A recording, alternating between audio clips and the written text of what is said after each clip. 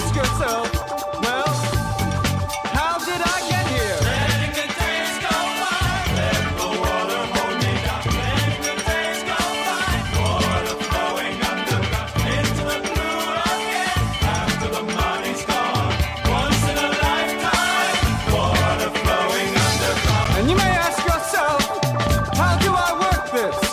And you may ask yourself, where is that large automobile? And you may tell yourself, this is not my beautiful house.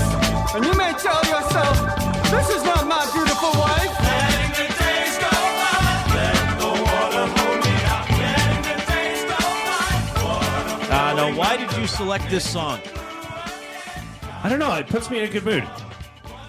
Once in a lifetime, Reid. This is like, this is my once in a lifetime opportunity. To play the Talking Heads. Yeah. Now, I with you. guess that they're not the Talking Heads, they're just Talking Heads. Yes. So you don't say, here's a song from the Talking Heads. You say, here's a song from Talking Heads. Yeah. I asked you if they were British. I didn't know.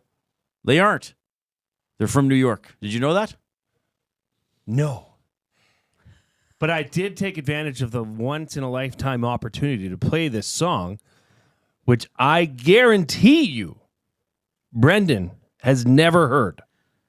Correct? I've heard that song before. I Coop? didn't know it was Talking Heads. I've I'm not a big probably Talking never Heads listened guy. to Talking Heads in my life. No, I did. Thank you. All right. Well, congratulations. Somebody... Also known for other fantastic songs such as Psycho Killer, Well, Qu'est-ce que that's c'est? a fun one. Probably one of those bands where maybe some younger people or even people my age know the song and then didn't realize, oh, that's Talking Heads. Somebody in the nasty chat complimenting your shirt, Jay Milne. You're on fire today. You have the Orange Crush shirt. Yeah. Not related to the Denver Broncos. Playing No. on Sunday against the Buffalo Bills. But away we go. I must say, while we're on the topic of Crush, pop, or soda as they call it in the United States, They do. all-time number one pop, if you had to put me gun to head, would be Grape Crush. Really? Not even close. Cold, out of the, over ice even better. Bonus points for over ice. Yeah. Okay. I used to drink Crush cream soda when I was a kid. I like the cream soda. Yeah, cream soda, I just have never gotten down with it. It's pretty good. Cream soda float, now we're talking. Oh, well, root beer floats are good as well. Root beer float, A&W root beer float. All right. It is Friday afternoon. Hope you're having a great day. Hope you have a great weekend ahead. We have a pretty news-heavy day in terms of some things going on that are affecting your local sports teams. First of all, Evander Kane, big story there as the Oilers announcing this morning that he had successful knee surgery yesterday. It's expected he'll need 4 to 8 weeks of recovery time. What does that mean? Well, you'll hear some comments from Evander Kane pretty soon. I don't know if the timeline is really clarified for me at all, but we will get to that as we move along throughout the afternoon. And the Edmonton Elks have named their coaching staff for the upcoming season. As expected, Jordan Maksimic will be the offensive coordinator and assistant head coach. As expected, former Double E linebacker J.C. Sherritt will be the defensive coordinator and the linebackers coach. He is expected to join us at around 5 o'clock this afternoon. The only coach coming back from last season is Steven Sorrells, who will be the offensive line coach and the run game coordinator. Demetrius Maxey returning to Edmonton after winning the Grey Cup with the Argos last year. Jason Tucker, one of the all-time greats in terms of being a receiver for the Esks. He's going to be back after 4 seasons with BC as receivers coach. Tristan Dice will be the running backs coach and offensive assistant. Des Catalier, special teams assistant. Danny Catalier, geez, thanks, buddy. And Danny Nesbitt will be the defensive quality control coach. So that's how we're looking at the coaching staff. And again, J.C. Sherritt scheduled to join us just after 5 this afternoon. Jed Roberts is going to be in studio, so we'll talk some football and Oilers stuff with him as well. All right. You can get in touch, of course. 780-218-9999 is how you text the River Cree inbox. River Cree Resort and Casino. Canadian musician Alan Doyle and comedian Ben Bank is coming to the River Cree in January. For details on tickets, visit rivercreeresort.com. You can email Reid at edmontonsportstalk.com.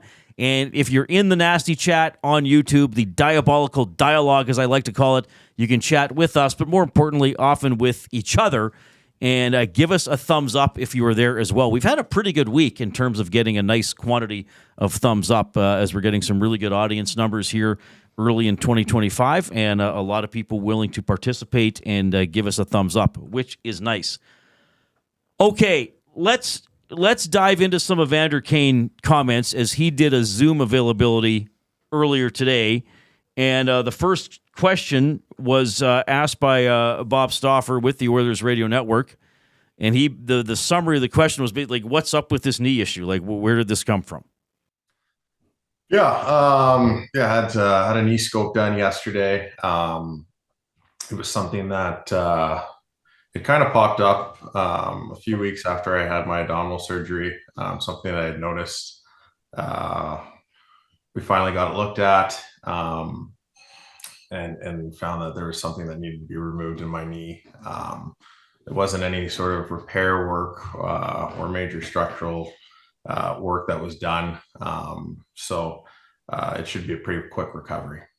All right. So 4 to 8 weeks is what the Oilers said in the press release, and Kane talked about that during his availability as well. So, this takes us obviously into first or second week of February minimum. And then, if it's 8 weeks, and then if there's some additional time to finish rehabbing the abdominal surgery, we'll see what happens. There's a lot of implications here with the Oilers' salary cap, with Kane's availability, which how effective he's going to be if he does play games for the Oilers. And I want to stress something here. In my mind, it is still an if. And Jay, as you know, when he was had the abdominal surgery and then started the season on LTIR, I said, I don't know if Evander Kane ever plays another game for the Edmonton Oilers. And I continue to say that. And a lot of people might be saying, Reid, how can you possibly say that? He's a player. He wants to play. He's recovering. He's going through rehab. He's a very good hockey player. He's had some very good stretches for the Oilers. I understand all that. I continue to have the gut feeling that it's possible he doesn't play another game for the Oilers. Or certainly maybe doesn't play one in the regular season. Because if the Oilers want to take advantage of the LTIR of $5.1 million, then he can't play in the regular season. And I reached out to someone today who said, if the Oilers add it, they could use that right now. Otherwise, they leave it and they accrue a little bit. So anyway, just something to consider. But I asked Evander Kane, this is how I phrased the question to him, and you're going to get the answer here. I said, how frustrating is it to go through this and not play? And the way I worded it was, do you expect to play a game in the regular season for the Oilers? Let's do the second clip there, Koob, if you can. With regards to yesterday's surgery, to be honest, I'm not frustrated at all. I'm actually really happy that we were able to fix that and get me to 100%, so that when I do come back and play this year, I'm feeling 100%. And I know it might put a pause for a couple of weeks on my current rehab process, but it won't be very long. I think the number that was out there was 4 to 8 weeks, and that's getting back playing after a procedure like this. So in terms of rehabbing and training and continuing to feel better, that break is going to be very short. All right. Any initial impressions, Jay?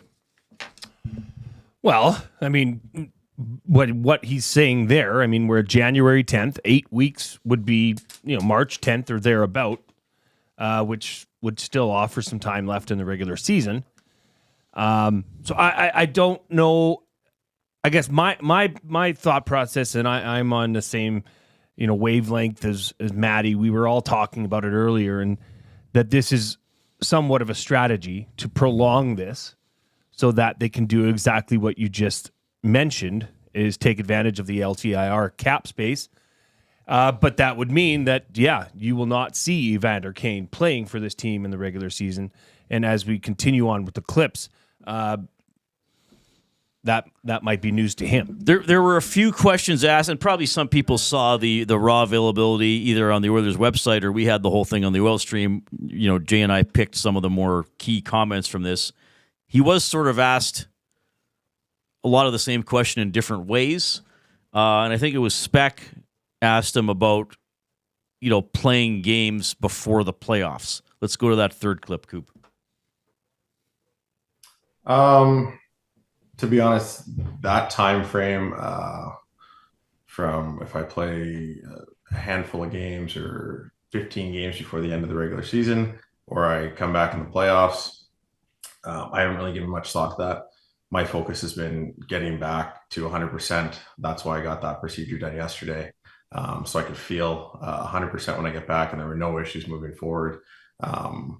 Whenever I'm 100%, I will, I will make myself available and intend to play hockey. So we're not there today. I'm not exactly sure what date that will be, but what I can promise everybody is I'm doing everything I can to make sure that's as soon as possible. All right. So what do you believe here? Do you believe the Oilers are going to hold him out on purpose? Do you believe he's being coy with when he can come back and maybe not communicating with the team? Is the truth somewhere in between? Like maybe he actually doesn't know. Maybe the team actually doesn't know. I don't know. But there's a large nagging part of my instinct.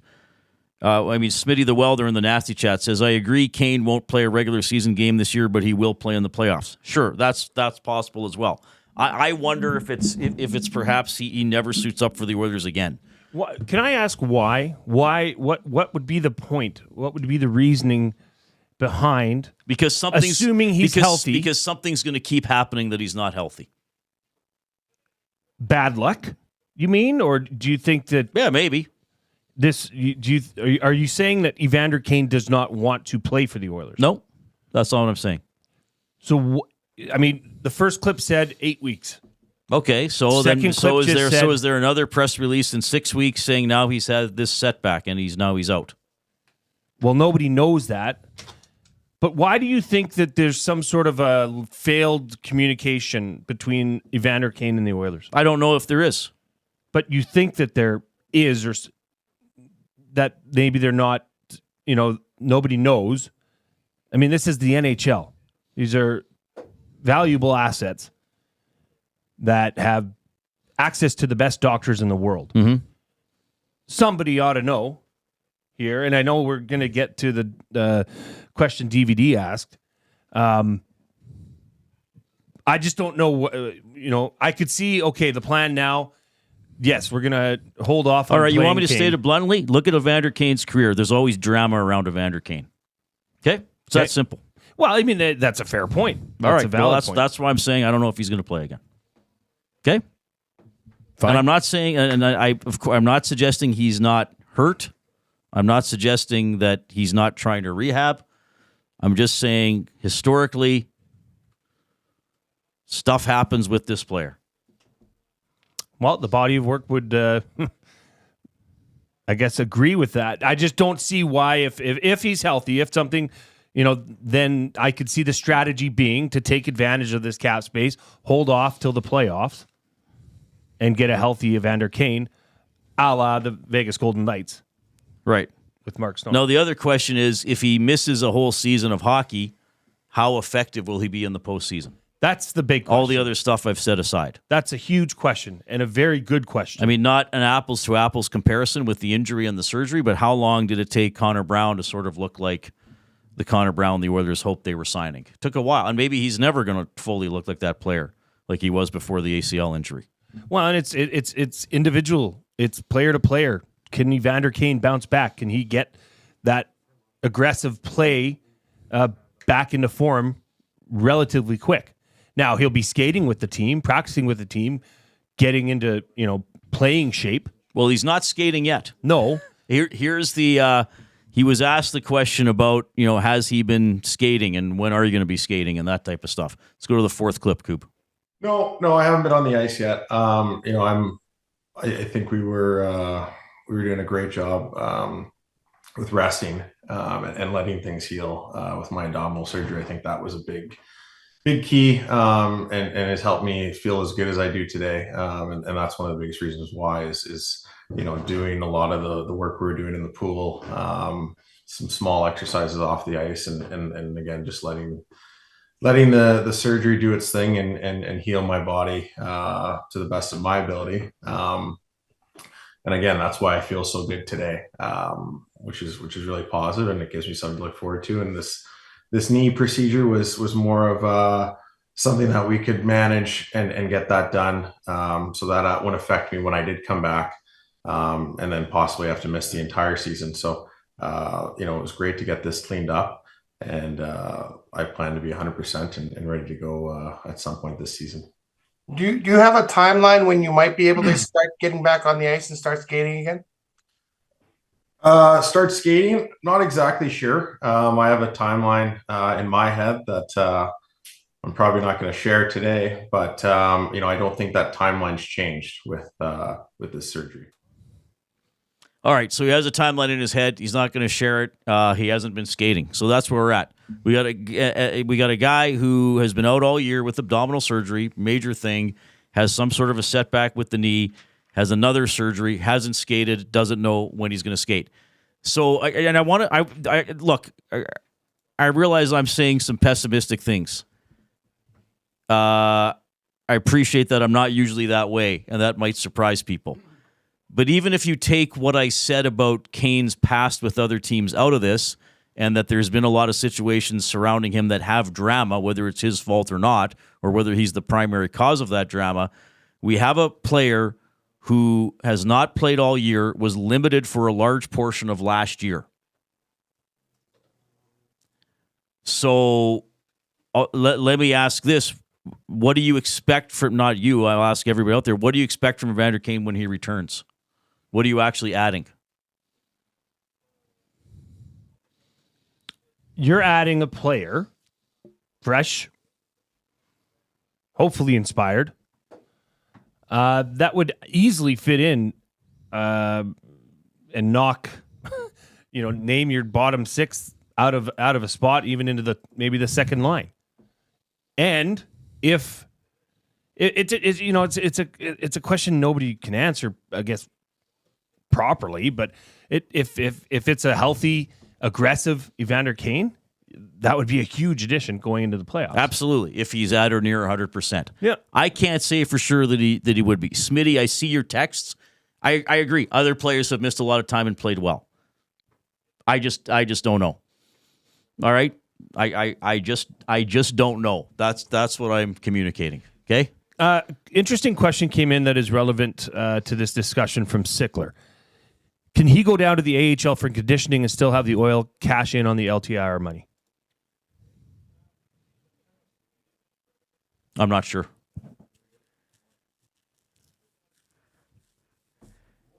I honestly don't know how that works.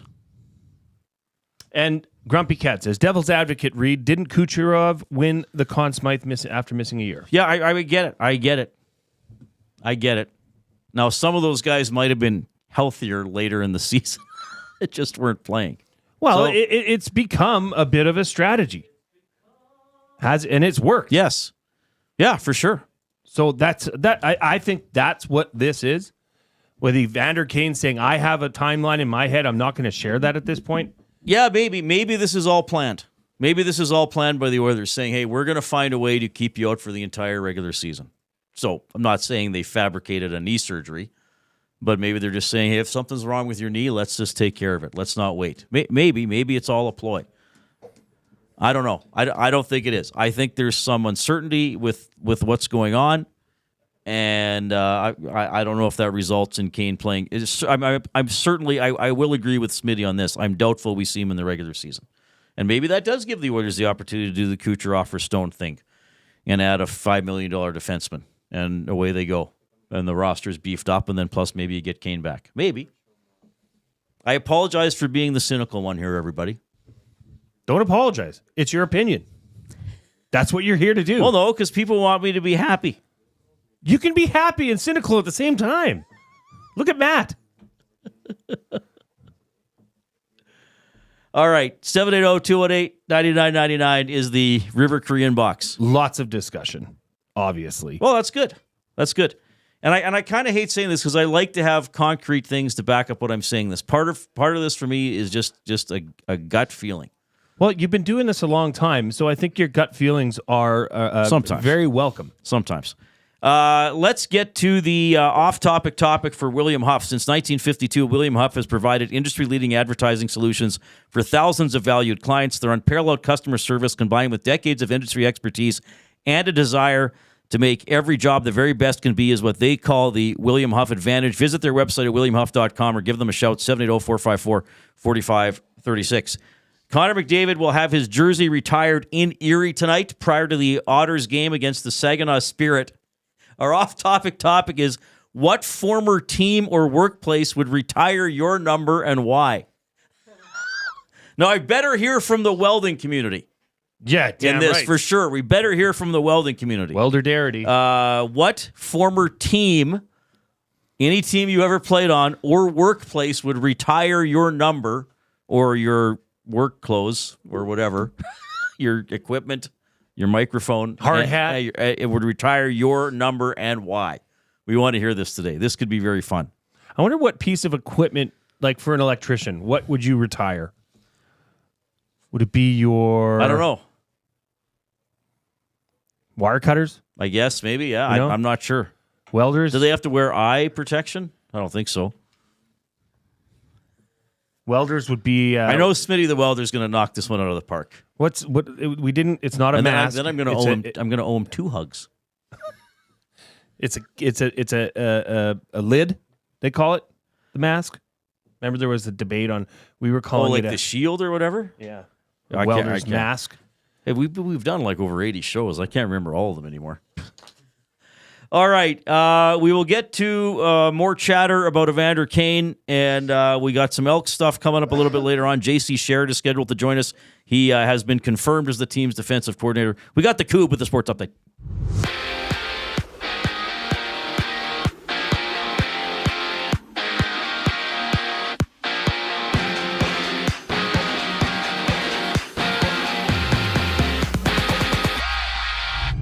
Evander Kane is out 1 to 2 months after going a knee operation, with Kane saying that the surgery sets back his abdominal rehab from the season's surgeries, off-season surgeries, quote, 1 to 2 weeks. And on the ice, we see the Canucks against the Hurricanes before the Sharks take on the Hockey Club, with Utah's Dylan Guenther out due to a lower body injury he suffered on Wednesday. Guenther's timeline is currently unknown. And for the Elks, Demetrius Maxey has been named the special teams coordinator and defensive assistant, while Jason Tuckers joins the staff as the receivers coach, with the team announcing their entire coaching squad for next year. And down south, Jalen Hurts will start this week for the Eagles after clearing concussion protocol, seeing A.J. Brown and Devontae Smith being activated for the team as well.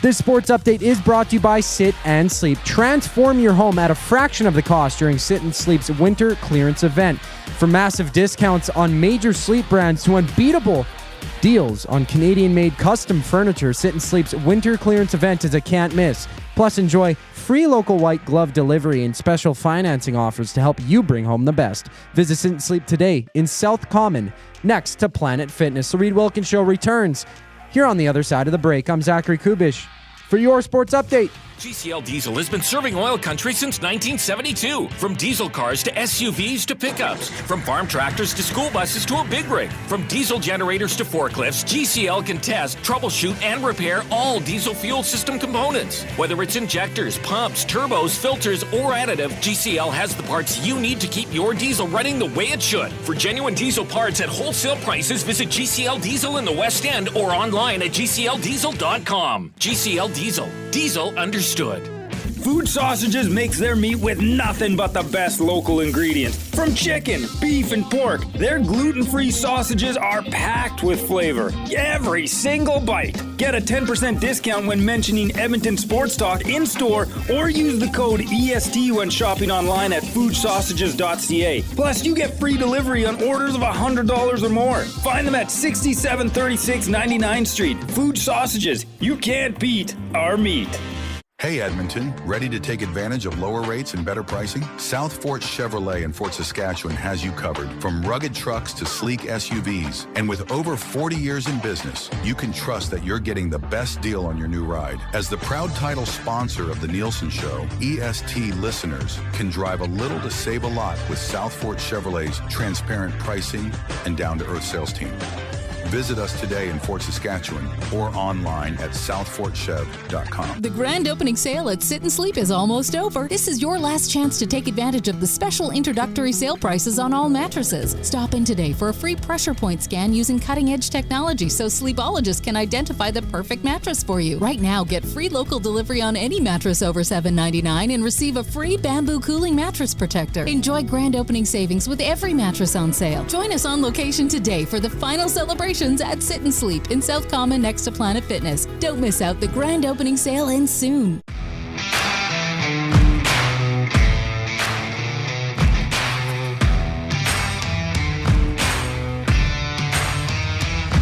All right. We are in the James H. Brown studio. As Jay Milne was flexing for those of you on YouTube. James H. Brown Personal Injury Law Firm, the heavy hitters of injury law with over 200 years of experience. James H. Brown will get you the settlement you deserve. JamesHBrown.com. Book your private consultation today. We just got access to Stan Bowman's availability from a little while ago, so we're going to get to that. I actually have not heard it yet, so maybe some of you were able to get it earlier if you're on Oilers Plus or whatever. So we're going to be hearing it for the first time. So he spoke today, so that'll be significant. We'll get to that in a couple of minutes. And to the River Cree inbox, here's Jason Milne. Well, first, I just want to pick something up that came into the nasty chat here from James Barrels. For an AHL conditioning stint, the player needs to agree to it, have the cap and roster space to be added to the NHL roster before assignment. Yeah, that makes sense. So it looks I didn't think that they could. I didn't think so either. Okay, so from Mr. Bleach, here's my take on Kane. I believe that he has done a good job on clearing his past demons from when he was young. There's no more drama. I feel that he understands the cap situation with the Oilers and does wish to win a cup. That being said, he will be a good soldier in rehab until playoff game 1, and then will return full bore. And that is very possible. That is the general sentiment here. This one came in from Paul. I think this is a cap circumvention move. I definitely wouldn't be surprised if there was something else that happens to prevent him from playing for the Oilers. I hope the Oilers take full advantage of the situation regarding the cap, and I hope Kane gets back to 100% and plays in the playoffs. Thanks, Paul. P.S. It was great meeting both of you earlier today. Oh, nice. Yeah, okay. Yeah, for sure. You too, Paul. Yeah, that was good to meet Paul. Yeah, I mean, that's all fair. That's all. And look, everybody, I think those of you who know me, I give an opinion. It's just a vibe I have. I do hope I'm wrong. I hope he comes back and he plays. I mean, and ideally, my mic's falling over. I get it as an Oilers fan, seeing what some other teams have done. That's kind of a perfect situation. If he doesn't play, they add a $5 million player, and he comes back at full Evander Kane in the postseason. That would be great. Maybe I don't know if I'm just a sour guy today. He's all that sour cream you poured on me. It's January 10th. What's 8 weeks from now? You should have poured sugar on me. Pour some sugar on Reid. What's 8 weeks from today? Exactly from today? I'm not sure. Let's just ballpark. Well, we can just say 2 months from today. Which would be? March 10th. Right. When's the trade deadline? March 7th. Yeah.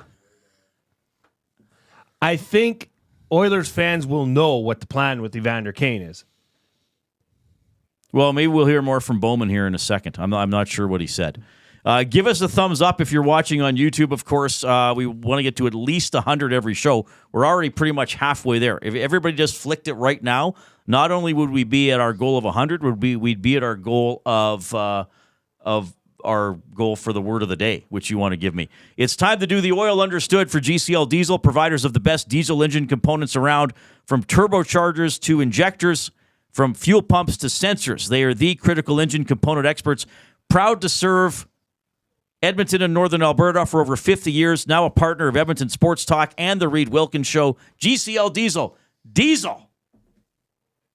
Understood. Full comments from earlier today from Oilers general manager Stan Bowman.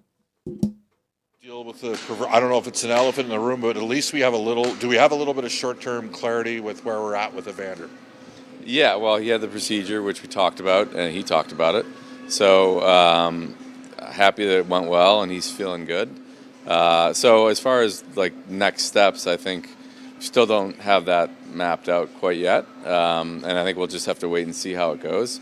But he is going to have to get his knee back to normal so that he can resume his other rehab from his big surgery. So I guess it is some clarity. Like this was something that was bothering him, and we had to get fixed. But the bigger question, as far as like when he's going to return, we don't have that info yet. Is there another, like, I don't know, Four Nations phase? Is there another window or a timeline that might give you another sort of look into what might be able or might not be an option to you? Yeah, I guess that's probably a month away. I mean, we should know more at that point, when we get to the Four Nations, as far as how he's feeling, how much he's able to do, where he's at relative to his original rehab. So that I would expect us to have some more info probably at that point, like a month from now. In your pro meetings, did you? I mean, the next obvious questions on the cap end of things as well. You've got a plan with and without, I guess. Is that fair? Yeah, I would say it's still status quo. Like ever since the summer, we've been planning to, accrue cap space. I think we've been able to do a good job of that this year. Fortunately, we haven't had many injuries, so we've had a lean roster intentionally. Nothing's really changed on that front. So we did have our meetings to identify players that would be of interest to our group, and we had them a little bit earlier than typical because there is the Four Nations break. So looking at the schedule, we've got about a month now of games, and we want our scouts to target those players that we spent a while going through each team, and players that might interest us also might or might not be available. But we have a bigger list right now, so the goal is to go out, watch them play, see who we really are excited about, and then in conjunction with that, I'm going to start connecting with managers to see where they're at. If teams are, I think right now when you look at the standings, there's a lot of teams that are still in the hunt. Probably almost everybody in the league, with the exception maybe of a couple teams, probably think they can make it. So I'm not sure who the sellers are going to be yet, which is why we're in the early stages of that. But we had a good couple days where we really spent time talking about our team to date, who's played well, areas we'd like to upgrade if possible. But the cap space is still a question, and we're still operating under the assumption that Evander will be back. If he's not back, then that calculus changes. But right now, we don't have enough information to make that judgment. The East especially is very convoluted, in terms of who will be the sellers. I'm curious, from your standpoint, though, do you have enough information now? Has there been a large enough sample size accumulated where you kind of know where the needs will be for your club?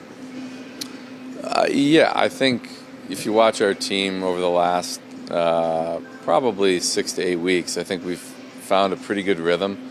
And a couple things can change over the second part of the season here. Number one, you can't have injuries. So if you don't have your full group together, then you have to look at what might that look like, where do we want to shore up our depth situations. But also, players, maybe they don't play as well as they have, but I've been pretty happy across the board with the group.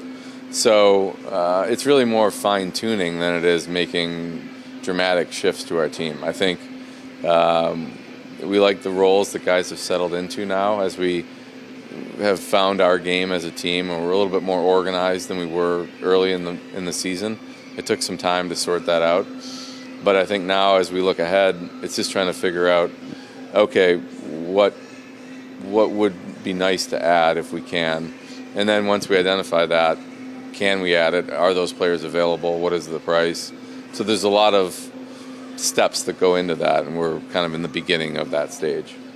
And how does the room factor in terms of looking for a particular attribute of a player on the ice blended with off the ice? How has that come together in your opinion? And do you have what you like there, or is there a guy out there with an intangible that might be sought after to bring into the room? I think we got a great group of guys who I've had a chance to get to know them now. I feel like I have a good understanding of this group. A lot of chemistry with this group. Seem to love playing together, and is a really great vibe around the team, which is fun to see. Because if you don't have that, sometimes it's hard to get everybody going in the same direction, but that's not a problem here. As far as bringing other elements in some ways it's tough to know unless you have some inside info on one of our players played with a guy, or you don't really know what they're like in a locker room. But I don't think that's something we're lacking, is trying to bring a locker room presence in. I think we've got a great group here, so it's really more what skills do they bring to the table. That would probably be the focus more than anything. All right, so courtesy the Edmonton Oilers, that is General Manager Stan Bowman. I certainly recognize the voices of the guys asking the questions. So to summarize, he said we don't have the next steps mapped out with Evander Kane, no info on when he will return. The cap situation is status quo, so they're accruing cap space, operating under the assumption that Kane will be back. By that, he meant in the regular season. And then in terms of upgrading the roster or changing the roster, he says they've identified players of interest, as I'm sure every team has. And he says in terms of changes to the roster that they need fine-tuning more than dramatic shifts. He likes the roles guys have settled into over the last few weeks. I can't remember exactly how many weeks he went back. I think he said 7 or 8. And they have, 2 months they've been better. And we've talked about that on this show, Jay, guys finding roles, starting to perform. And, I think we know of probably some fine-tuning. Maybe you'd want to improve the bottom 6, beef up on defense. I think we know that kind of stuff. So he kind of said, well, we've been talking about that they don't really know.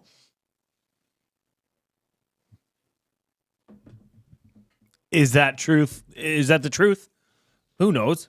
And to be honest, it's up to him whether, what he wants to reveal. I still think this is clearly the path.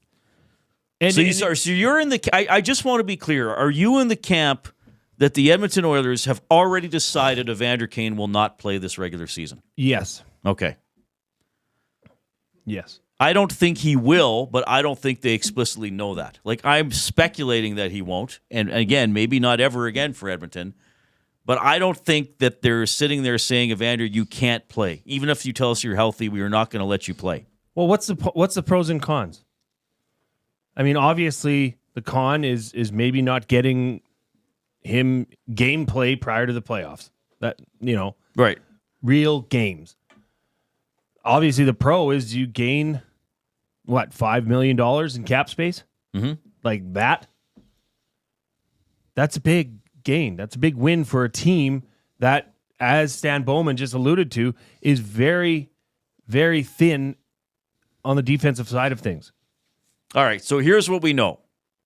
Evander Kane had a knee procedure yesterday. I think he said a scope. Yeah. 4 to 8 weeks recovery, somewhat interrupting his recovery from the abdominal surgery. He has not started skating yet. That's what we know for sure. Yep. I guess everything else, we got to see what happens. And I suppose everything else, me included, we're speculating and what-ifing on. What-ifing and riffing. Yeah. Bruh. We got a limerick here to read at EdmontonSportsTalk.com from Chris. There was once a man who hosted an EST show. With Evander Kane cynicism, he seemed to be at a low. But on his left, Jay, let's not forget Friday. Hopefully in hours 2 and 3, his happiness will grow. I actually feel quite happy. People are concerned. Had a very good day at work. People love What are they you. concerned about? Your saltiness. Well, it's mixed. It's mixed feelings. It's the fact that you prefer hamburgers over cheeseburgers, and the saltiness towards the Evander Kane situation. Double A says, I'd love Jack to drop a down the stretch randomly in his question. Yes. Here's the finish. That's another good one for Jack. Jack calling the final minute of Game 6 of the Western Conference Final. I just would go back and listen to that. And it's on YouTube. Just people put it on YouTube. He's great. Yeah. He's great. You know who's really good too? Is Cam Moon. Oh, they're both great. He is exceptional. Yeah. I love listening to him. He's I would say more calm than Jack. Cam They have a little different approaches. I think Mooner's a little more of a traditional play-by-play voice. Sure, yeah. And Jack calls the play. He's a little more likely to drop in some vocabulary, maybe a word of the day, or weave in something a little unexpected as he goes. But they're both excellent and both great guys. I mean, I'm lucky I still see them around the rink. Mooner's doing way more radio. Sure. Yeah, because now Jack is doing Saturday night games on television most of the time. Often Mooner wouldn't do those, but now Jack's doing Saturday night TV as well. And maybe Mooner's going to do playoff, because Mooner just has not done playoff games since he's joined the Oilers Radio Network. Sorry, who did the playoff games last year? Jack, because TV was a national person, right? Yes. Because Cuth did all the games after But Jack's the second doing round. playoffs this year? I've heard that that's possible. Oh, God bless them over at Sportsnet. I'm pro that. I realize Harner Ryan was not popular. Harner Ryan's also a very nice guy. I realize he was not as popular. See, here's with the thing. call, and his role has been cut back on television, to be fair. Can I say it has nothing to do with whether I did or didn't like the way he called the game? What it was is just, it's the comfort of hearing Jack and Lou. You're used to your guy calling the games. Yeah. Right. Yeah. That's what it is. Right. Now if people associate, and you get used to it. People get and for Jack to replace Rod, that's tough. Because I think there was a lot of, this guy's no Rod. And then after 2-3 years, you're like, well, he's our guy. We're used to him, right? Yeah, he's Jack. All right. Yes, I'll have to tell Cam Moon he's getting a lot of praise on the show today. He's so modest. He'll be like, I doubt it, Reid. All right. 780-218-9999 is how you text the River Cree inbox. Do we have Jed? No, I don't know. Okay, well, sorry. We got other stuff to do. Portions of this hour presented by Canadian Brewhouse, the Canadian Ice House, taking your sports experience to a higher level of ultra cool. TrackMan golf simulators are now open at the Ice House, an immersive and realistic golfing experience in the heart of downtown Edmonton. Visit thecanadianicehouse.com. Coop coming up.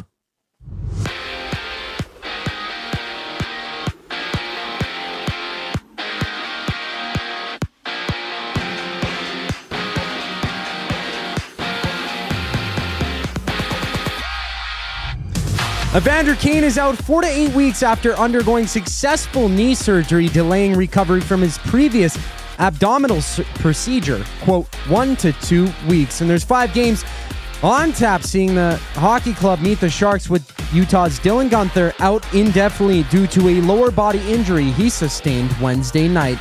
And the Elks have released wide receiver Dylan Mitchell while naming next year's coaching staff, with Jordan McSimic joining as an offensive coordinator and J.C. Sherritt becoming the defensive coordinator and linebackers coach. In the NFL, Jordan Love has been activated by the Packers. Marshawn Lattimore is good to go for the Commanders, while the Eagles will have both Devontae Smith and A.J. Brown this week. This sports update is brought to you by Advantage Sports Medicine and Physiotherapy. Get treated like a pro with their highly skilled crew. Whether you're recovering from an injury or looking to enhance your performance, Advantage Sports Medicine and Physiotherapy uses the same locker room approach trusted by the best in the game. Find them online at AdvantageSportMed.ca. Jed Roberts joins us in studio on the other side of the break here on The Reid Wilkins Show. I'm Zachary Kubish.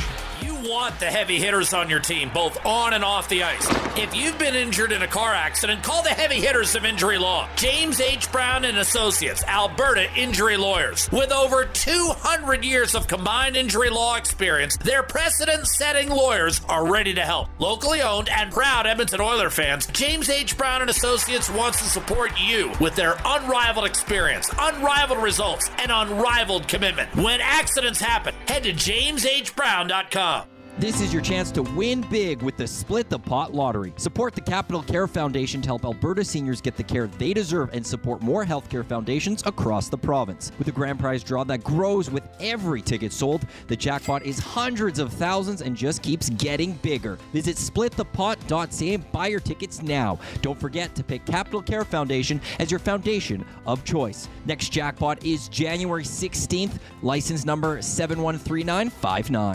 Gallo LLP is an Alberta-based accounting firm with expert chartered professional accountants in both our Edmonton and Sherwood Park accounting firms. Our experienced and innovative accountants provide financial advice that saves our clients money. Simply put, we help our clients protect their assets and grow their businesses. At Gallo LLP, they go beyond the numbers to ensure the continued success of your business. Reach out to Preet or John to discuss how they can help your business grow. Visit gallollp.ca today and see how they can help you take your business to the next level. Tommy Gunn's Barbershop is more than just a barbershop. It's a top-notch, tailor-made experience from check-in to check-out. Get a precision haircut, a classic shave, or a facial to step up your style. Just walk in, relax, and let Tommy Guns take it from there. Find comfort in knowing their team follows the code, which is their commitment to care for you as a customer. Check out Tommy Guns today, in-store or online at TommyGuns.com to bring out the best in you. Tommy Guns, where every cut is done right every time.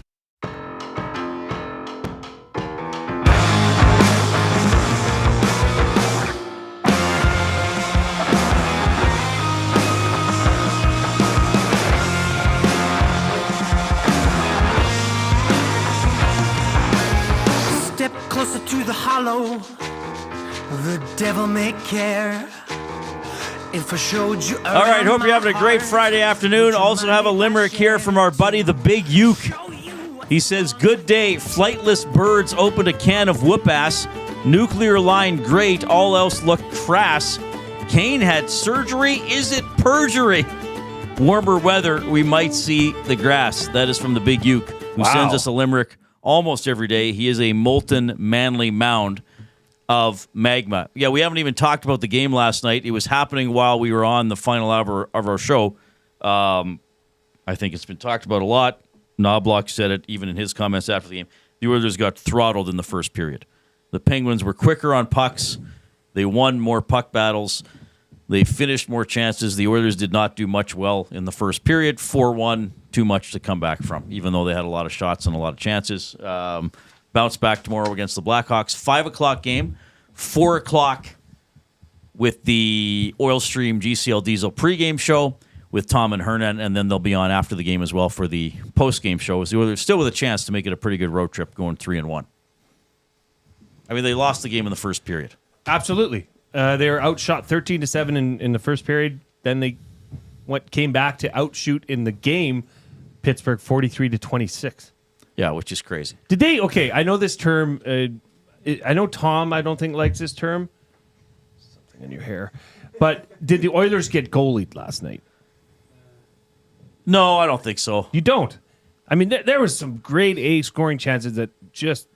Yeah, I don't really like that term either. I figured you wouldn't. And I bet you this little feller here doesn't either. I was actually kind of hoping that you guys never brought me on or something. And I just sat here for a second. Matthew Iwanyk here. If you're watching on YouTube, you just had your conversation. I just sat here. Well, that'd be fine. Well, I think that would have been. I funny. was reluctant to have you on to begin with. I was reluctant to come on as well. To Big Uke, you still have your stuff here to pick up and to pay for. Just throwing that out there. He was supposed to be here Friday before Christmas. I also beat Tetris, the game level I was on. I thought that's why you guys had me on here. But if you're going to ask me about goalie, I do believe in the goalie. You do? I think that sometimes it gets overused. I think sometimes we're too quick to be like, oh, they got goalied. Well, yeah, but it's become this term. Sure. Just if you lose, or if you have a lot of shots and they got goalied. Well, sometimes a goalie faces a lot of shots, but he doesn't He didn't have to make he's not that overly many great challenged saves or something. How many great saves in the Jelkovic? I mean, he made a lot of saves, which is important. I mean, shot volume is important. I got goalied by trying to say Nedeljkovic. He got one goal. He was in the process of letting in, and Peterson pulled it off the goal line. You got rid of his chair. I just think. Sorry, Brendan. I just think the Oilers didn't play good enough in the first period. Everybody. Yeah. I think when it comes to the goaling perspective, there are games where I'm happy to say a goalied a team. Yeah. Yeah. But it's not like, not last night, I'd agree. Like, it just seems like anytime the Oilers lose, people go, like, they got goalied. It's not always the case, but I do think there are situations where you can be goalied. And I don't have an issue with that term. I think sometimes a goalie outright steals a game. I would not put the Penguins' victory in that category because they fully earned the lead in the first period, a big lead that they hung on to. You know, if that's a 3-2 Penguins win with the way the shots were, then I would say, okay, that's primarily a goaltending victory. I think there were other things to it. Sure. Yeah, that's fair. 100% fair. I'm going to switch sports here just quickly. Because Tetris. This has been asked twice now, 2 days in a row. Obviously, with Chris Jones joining the North Carolina coaching staff. Calvin C. writes in, Reid, Jay, Maddie, do you think G. Roy, Simon, and Chris Jones would rather be GMs in the CFL over their new jobs? Obviously, G. Roy Simon is now is he the general manager of Sacramento No, State? He didn't actually take the job. He didn't. He was going to take the job. He's now Maryland. Terps. Yep. He took a job with Maryland. What's the role? I thought that was a done deal at Sac State. It sounded like that was going to happen, and then it changed last minute. Last I saw, he took the job at Maryland in the end because Sac State hired someone else afterwards. I think if you're at North Carolina, you have the opportunity to coach under Bill Belichick. You're running for that. I think Chris Jones would sooner be in charge of a team. Sure. But they also are in professions where you got to roll with it and go where the jobs are. I don't know. I don't know, Calvin. That's a good question. I don't know if people in those positions necessarily sit around and say, "Oh, I took this job, but I would sooner do this." I just think they look at, I had a job, I wanted to keep that job. Now I need another job, and I have to take it. G-Roy is the GM of the Terps. I think G-Roy would rather be with Maryland than in the CFL. It's his alma mater. Plus, it is, what is Maryland? Are they Big Ten? They Big Ten or the ACC? I think they're Big Ten.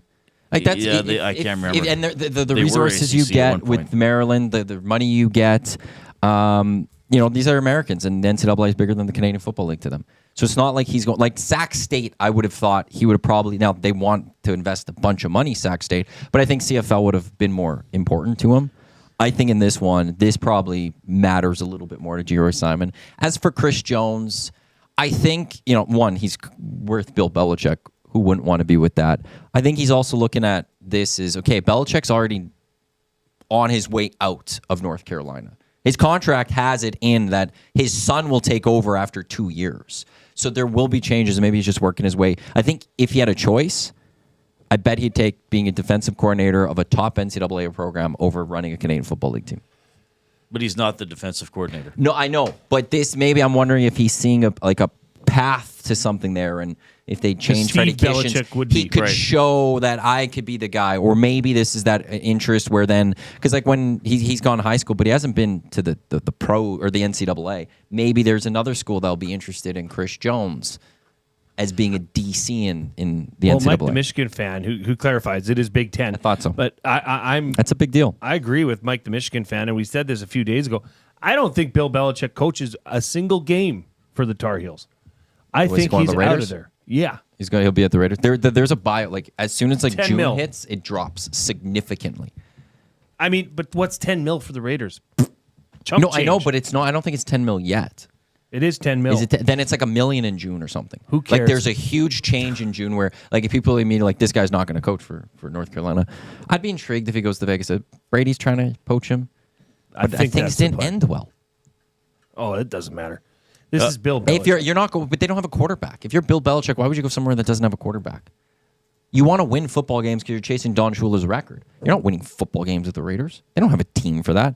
and he's too old to try to rebuild the Raiders. I don't know. Have you ever been that old? I have not been. Right. I don't think you ever think, oh, I'm too old to do something.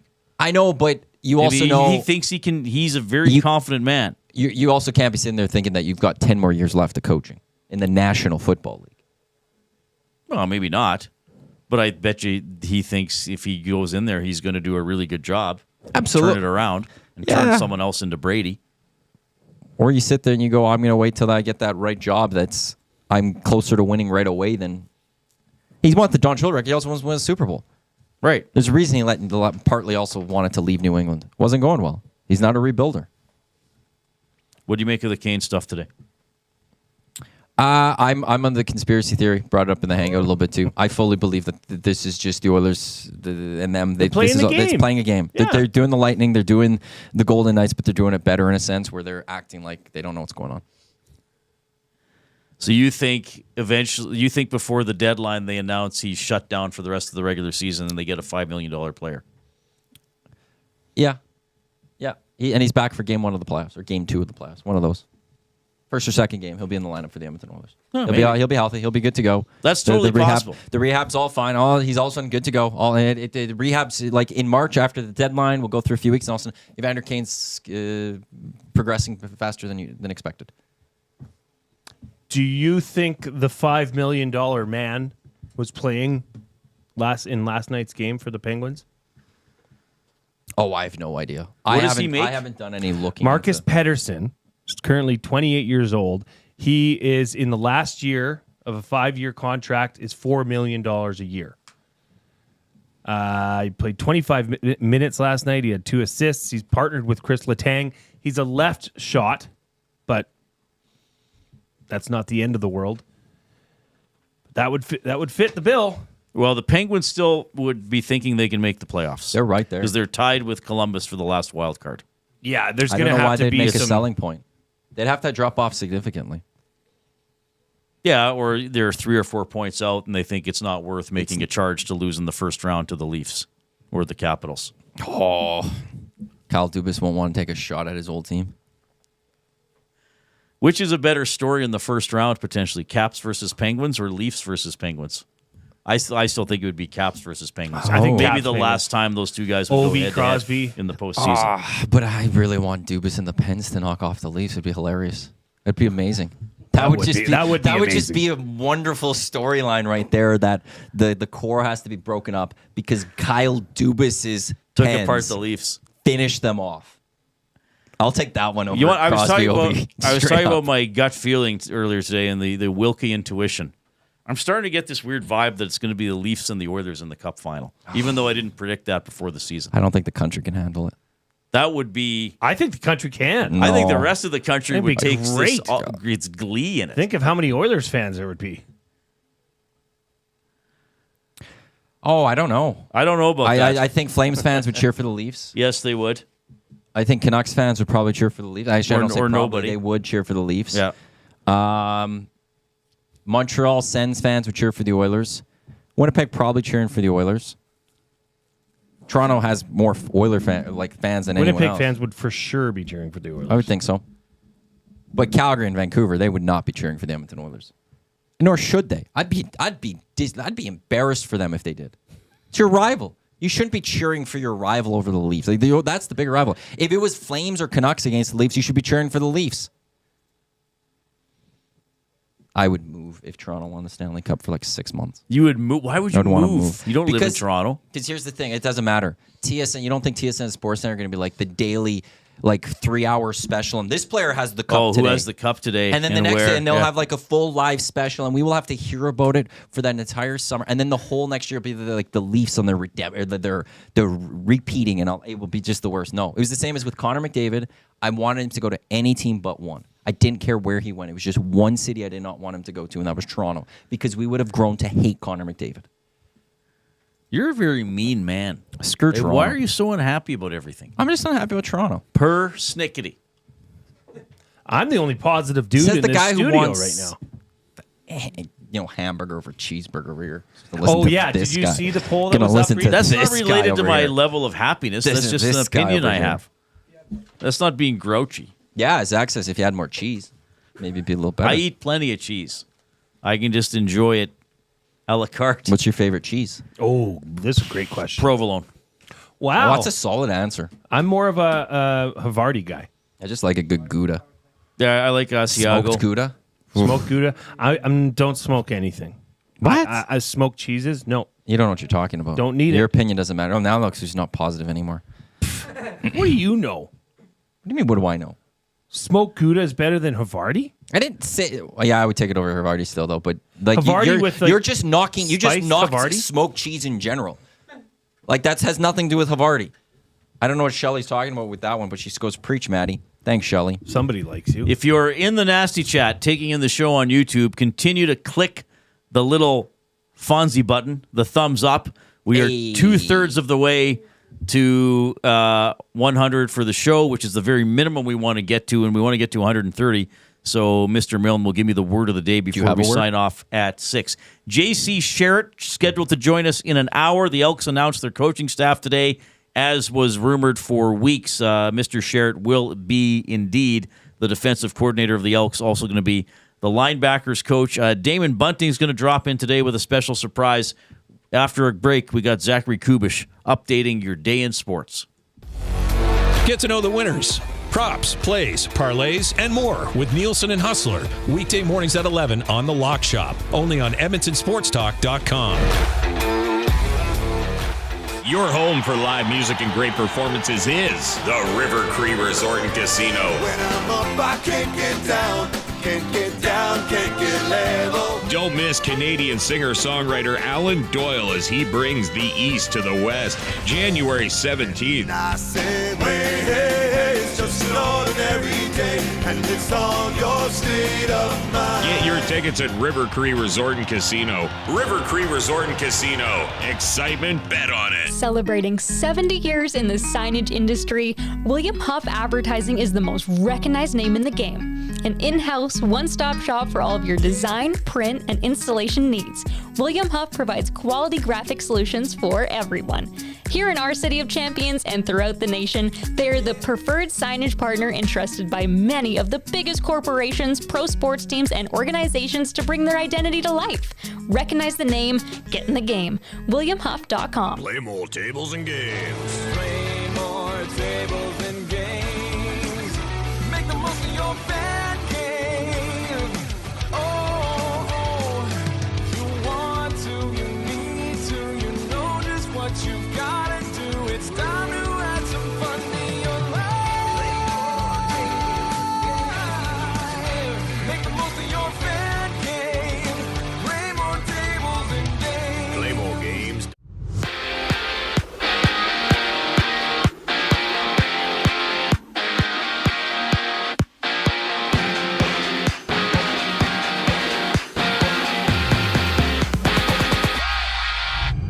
Evander Kane is out 1 to 2 months after undergoing a knee operation, with Kane saying that this surgery sets back his abdominal rehab.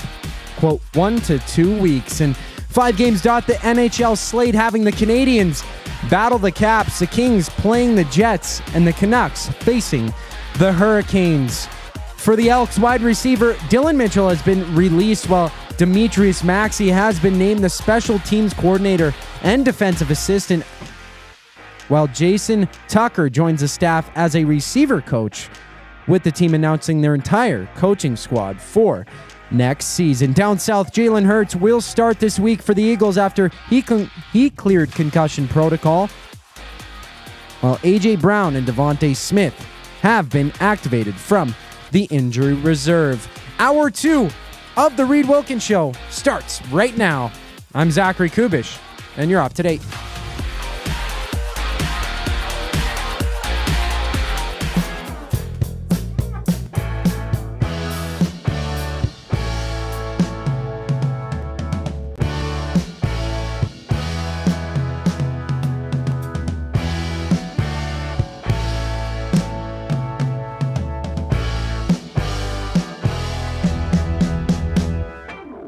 Oh, my goodness. Hope you're having a good day. Ooh, Oilers let in this one Chicago. marinate. They practiced there today. Connor McDavid not with them. He's in Erie, where he'll have his number retired by the Otters tonight. Our off-topic topic for William Huff: what team or workplace would retire your number and why? Did we get anything coming in on this? No, let's explain because this. people are so hot and heavy on the Kane stuff. Explain it. So, Lucky Paul says we used to retire coveralls and hang them in the rafters of the truck shop I worked at in the Arctic when people would retire. That's pretty cool. That is really neat. Hang somebody's coveralls from the rafters. Yeah. Kind of reminds me, it's a little bit of a sad story, but I thought it was neat the way that they handled it. There's a rental place out by our Drawson called 222 Rentals. And the owner forever, it's a family business. The owner's name was Harvey. And he passed away earlier this year. And he always wore the same coveralls every day to work. So they put him in a frame and put him up in the office. I thought that was really nice. That's a nice touch. It is a nice touch. He was a great man, but his son's been running it for a while. Really good family business. Great business. Well, and I don't know if they still have it. I think it's still there. Toyota on the Trail has Elmer Benning's Toyota that he drove all over scouting in Western Canada. That's kind of a form of what neat. you're saying too. Yeah. Yeah. That's, of course, Brian Benning's dad, Matt Benning's grandfather. We want to hear from you in the River Cree inbox, 780-218-9999. River Cree Resort and Casino, home of the Jack Frost Jackpot. Cold cash and frosty fortunes. Every Friday and Saturday at 8 p.m. and 10 p.m., one winner will play the game and win either $1,000 or $2,000 cash. The cash prizes that are not given out will be added to a progressive jackpot and accumulated to be given out at our jackpot draw on January 31st at 10 p.m. So the jackpot draw will be at least $18,000 and could be as high as $36,000 cash. Pretty cool. I know where I'm going tonight at 8 and 10. River Cree Resort and Casino sponsoring the afternoon inbox. Okay, what do we have coming in? 780-218-9999. We have a limerick. Oh, amazing. That came in. See what happens, Reid? People want to bring you up. They want to lift you up. So they are the wind beneath my wings. Yeah, they are. Here comes the limerick from Big Dave. Matt and Reid are persnickety. Jay is grateful for his opportunity. Elks named their coaches. Kane's return slowly approaches. What a great Friday in this community. Who's that from? Big Dave. That's pretty good. Very good. These ones also came in, although not limericks, but just adding on to the Kane conversation. Nolan from St. Albert says, good question. What are we actually adding? What he's alluding to is when, with Kane's return, we're adding a very valuable third, fourth liner that can replace Derek Ryan or Corey Perry while accruing LTR money for a premium defenseman. I don't want Corey Perry out of the lineup in the playoffs, quite personally. I mean, Derek Ryan's become the guy most likely to be scratched, so we'll see what happens there. I'm not sure I want Corey Perry replaced myself. Corey Perry's having a very inspired year. Yeah, like he plays well. He's pretty reliable, and he can still make the odd offensive play. Greg, the sound guy, the Kane presser felt like a bit of a theater for the NHL. I think he and the Oilers know exactly when he'll be back, and that is likely in time or during round one. Just my take on the whole deal. Bit of a nothing burger. I wonder if he's in support of the Sans the nothing cheese burger. hamburger. Yeah, I mean, it's good Evander Kane spoke. I mean, it's two guys who host a talk show. We like when we have audio from the people involved. I'm sure the fans were interested. But yes, how much was actually said that wasn't already in the press release? He had a procedure on his knee. He's out 4 to 8 weeks. Then Stan Bowman came out and said, we don't have the next steps mapped out. No info on when Kane will return. The cap situation is status quo. We're going to keep accruing cap space. They're operating on the assumption Kane will be back. Like if they knew Kane wasn't going to be back or shut him down for the regular season, they could trade for a $5 million player right now. So who decided this?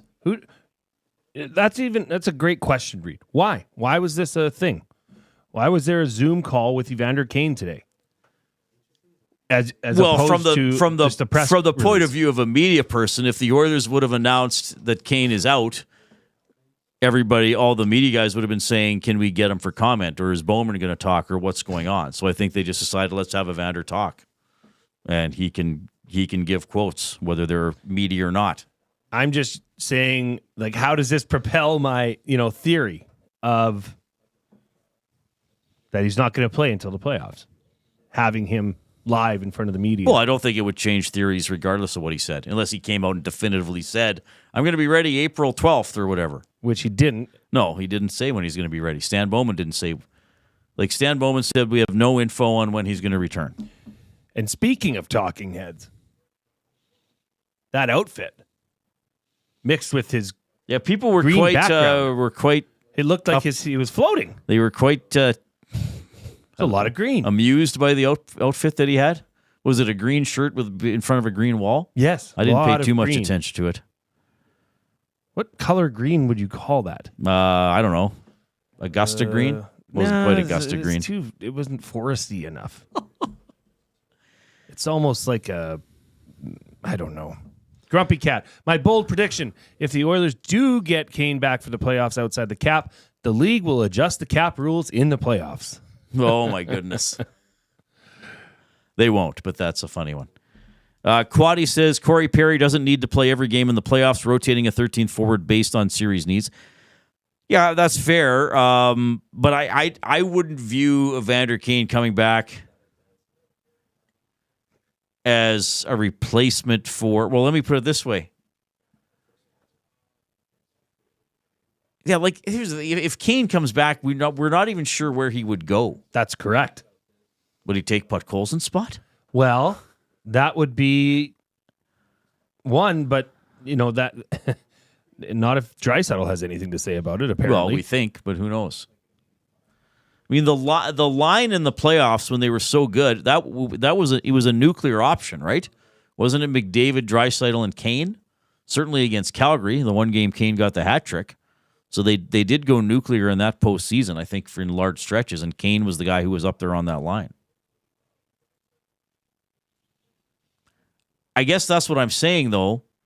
He just would add depth to your bottom sixth. But does he want to play in that role? Doesn't have a choice. Right? Okay, who's not coming out?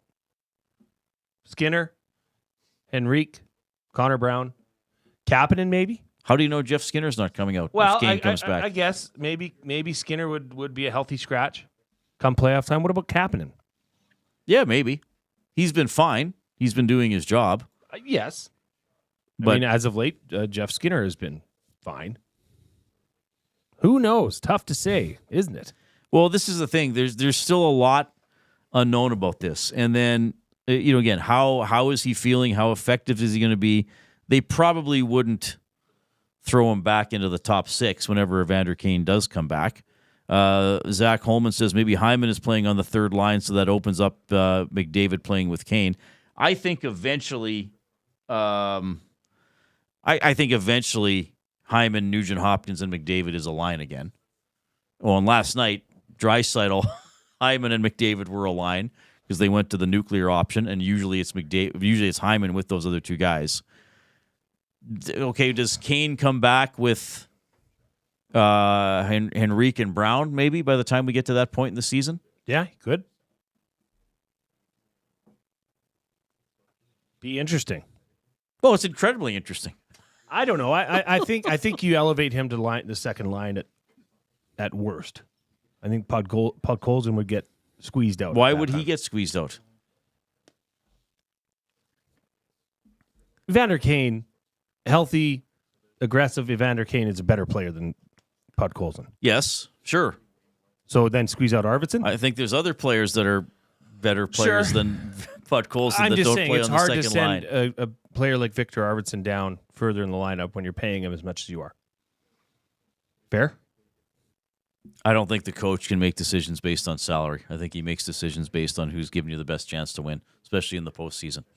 Well, and it that's why if this doesn't happen till the playoffs, well, it's kind of a crapshoot as to where he's placed come playoff time because you don't have time to, run it through for 10 games prior to, right? Right. So that, yeah, I don't know. I just find this very interesting. I don't know I don't necessarily think the Oilers are sitting there thinking we're going to find a way to make sure Kane doesn't play.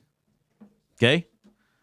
And I don't know what else is going to happen. Like, again, in my mind, does something else get announced on April 1st? That's not an April Fool's joke about Kane and his health.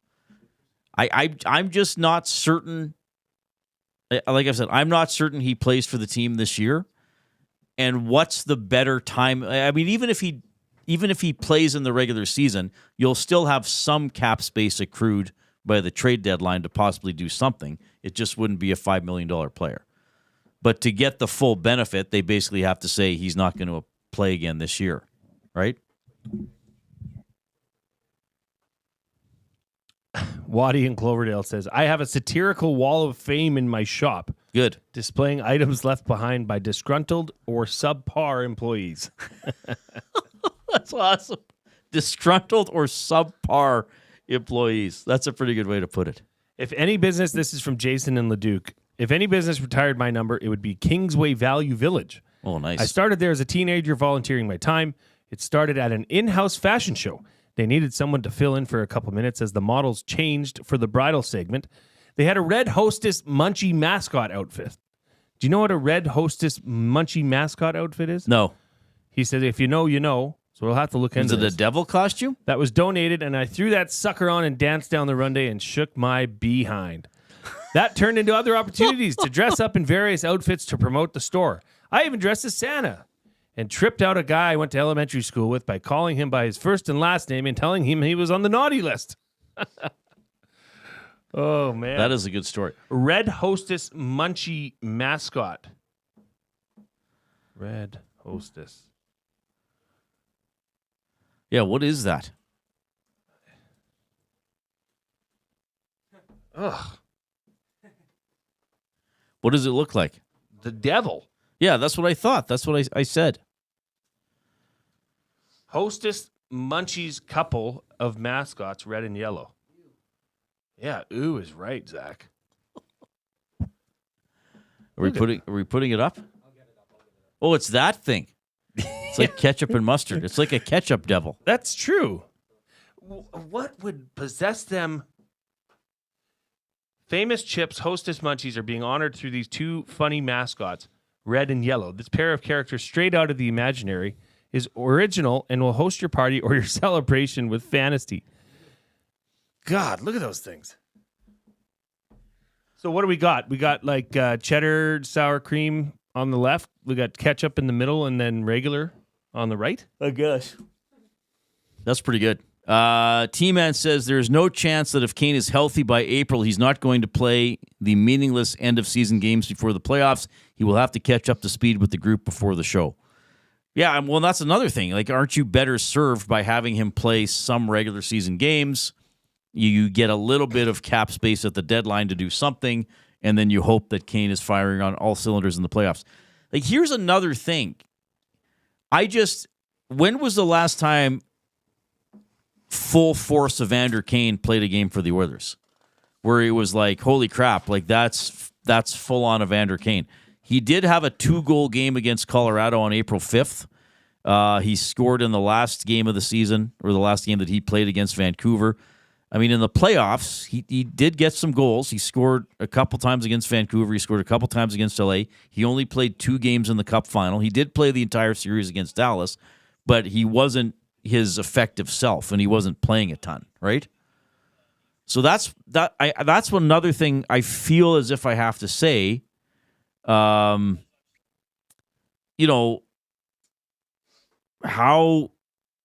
it's exciting to get him back for sure.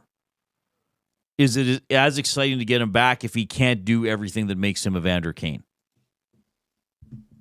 No, you want Evander Kane the way you remember Evander Kane, right? Which is physical and a scoring threat. But that better be the Evander Kane that comes back if Oilers fans are waiting. I think he's going to be up to speed. But I just feel as if there are so many questions around this. I just feel there are so many questions around this. You have a general, I guess, concern of everything going on here. That is your spidey senses telling you that? I suppose. It's fair. You of all people can have that. You deserve that. Well, thanks, Jay. Yeah, me? Mm-mm. Nobody wants to hear my... yes, they do. Well, no, but that's just something you feel because you've been around this team a long time and you think something feels amiss. Maybe it is. I just feel as if there will be other hurdles or situations with this until he comes back. That's all I can tell you. I don't know. I just feel that way. That I'm not trying to be a jerk. I'm not trying to, be overly negative. That's just how I feel. I don't know. You can give me a thumbs up on YouTube. Thumbs up to my weirdness. We want to get to 100 as quickly as possible. We're almost there. Just everybody jump in and click it right away. By the way, we want you to recommend the show and Edmonton Sports Talk to other people. Subscribe on YouTube. We got to 11,000 followers or subscribers over Christmas. As a result, Dustin Nielsen ate pickled herring. Apparently they were playing some audio from my dunk on their show. What was it? It should be on the board. Make my day. Yeah. It might be on there. It'll be on a different page. It's on that one right there. Have it on his. Was he playing it himself? I think so. So then they were doing little bits like, "Oh, here's me when I get my chips delivered." Yeah. It must be on his fancy new laptop. Okay. Anyway, very interesting guys. All right, 780-218-9999 is the River Cree inbox. Participate with us and with each other in the Nasty Chat on YouTube. Give us that thumbs up. You can email Reid at edmontonsportstalk.com. Damon Bunting is here in person for buying and selling coming up.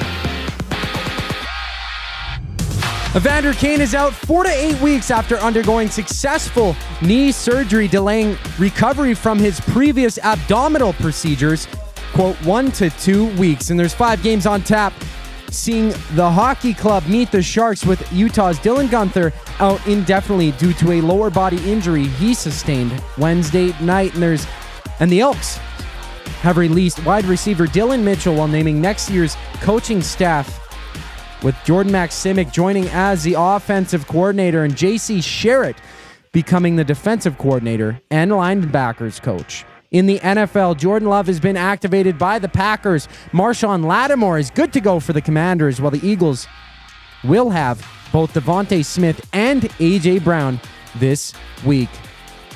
And this sports update has been brought to you by Paramount Flooring. Proudly family-owned and operated for 33 years, Paramount Flooring is your full-service flooring and tile supplier. Whether you're a homeowner, renovator, or builder, Paramount Flooring provides the flooring to fit your lifestyle and budget. Visit their showroom that's open 7 days a week at 10707 184th Street. Paramount Flooring, flooring for the life that you live. Damon Bunting joins the Reid Wilkins Show in studio on the other side of the break. I'm Zachary Kubish, keeping you in the loop. Don't feel like working? Join the Hangout. You never know what you might hear. Weekday mornings 9 to 11 on EdmontonSportsTalk.com.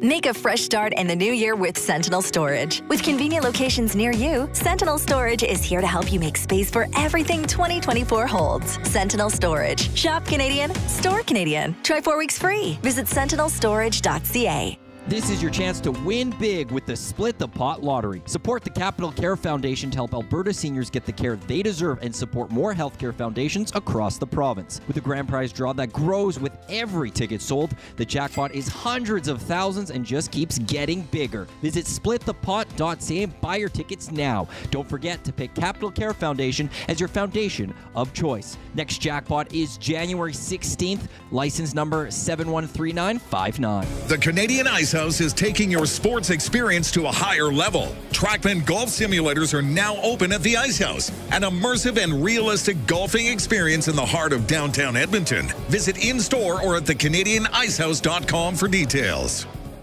Gallo LLP is an Alberta-based accounting firm with expert chartered professional accountants in both our Edmonton and Sherwood Park accounting firms. Our experienced and innovative accountants provide financial advice that saves our clients money. Simply put, we help our clients protect their assets and grow their businesses. At Gallo LLP, they go beyond the numbers to ensure the continued success of your business. Reach out to Preet or John to discuss how they can help your business grow. Visit gallollp.ca today and see how they can help you take your business to the next level.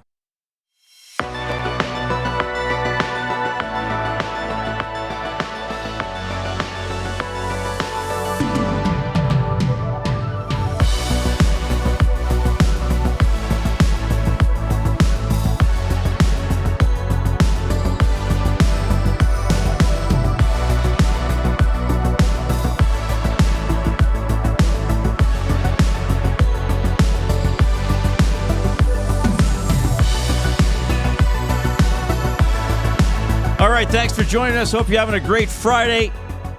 Along with Jason Milne, I'm Reid Wilkins. Special guest in studio. It is Damon Bunting, who every day presents buying or selling. Damon, a consistent top-producing realtor in the greater Edmonton area for over 17 years. Do you like when I read this in front of you? Is it like It's fantastic. does it make you nervous or like shy or like? No, I love it. All right, I love your energy. I got to finish. You're like saying it like you actually mean it. I do mean it. Perfect. Plus, I am a trained professional. He and his team would love to help you find that right home or make the move from your current home. Community driven, he understands what it takes to make a difference in our city. Check him out, DamonBunting.com. Instagram handle, Damon Bunting Real Estate. There it is. Do you like it when people watch you reading, or would you rather them look away? I don't even think about that.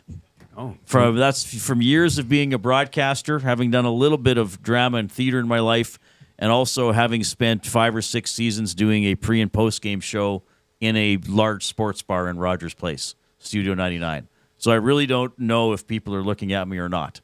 You just gotta have the screen up and just do it. The weirdest thing was, I was going to ask this. The first show in Studio 99. I think it was at the start of the 18-19 season, or maybe it was the year Tippett took over. So OEG was very excited that Ched was going to have this booth in studio, and they'd opened Studio 99. I can't remember, like that space wasn't being used the first couple of years in Rogers Place, so they were very excited. I mean, large sports bar, overpriced buffet is what everybody tells me.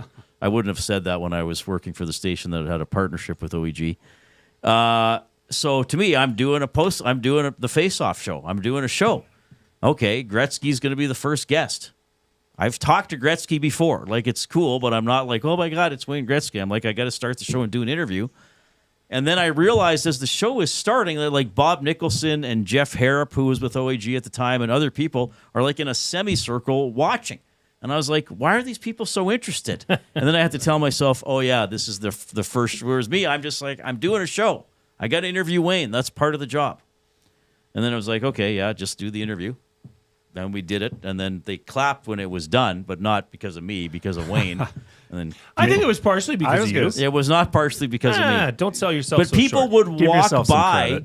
People, Damon, sorry, I'm sorry, I'm taking your time. I am gonna let you talk. Just hang on, okay, Damon. You know what it's like. But but I would be doing so. Say how I was just doing your live read, as we would call them. Damon Bunting is a consistent. I'd be doing that in Studio 99. Yeah. And I would see all of a sudden, a fist or a hand appear in front of me because people wanted a fist bump or to shake my hand.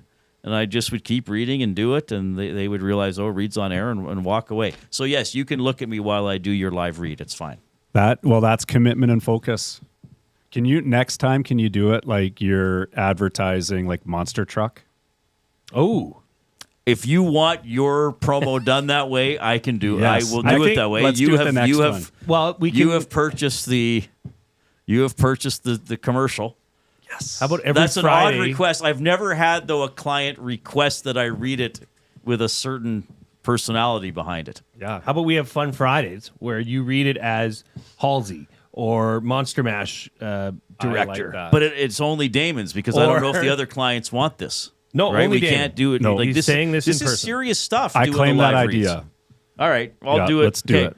I'll be I like quiet it. now, and I'll figure out how I'm going to do it. Hans for the end. Gruber. Okay, Well, I good. could do it as Hans Gruber. Yeah. He does an awesome Hans Gruber. really? Oh, yeah. I You do know. a Hans Gruber. I don't think it's It's an awesome awesome. Hans Gruber. Okay, Damon. Changes have happened. Things are going on. They're going on. What's happening in your world? It's been a busy couple weeks.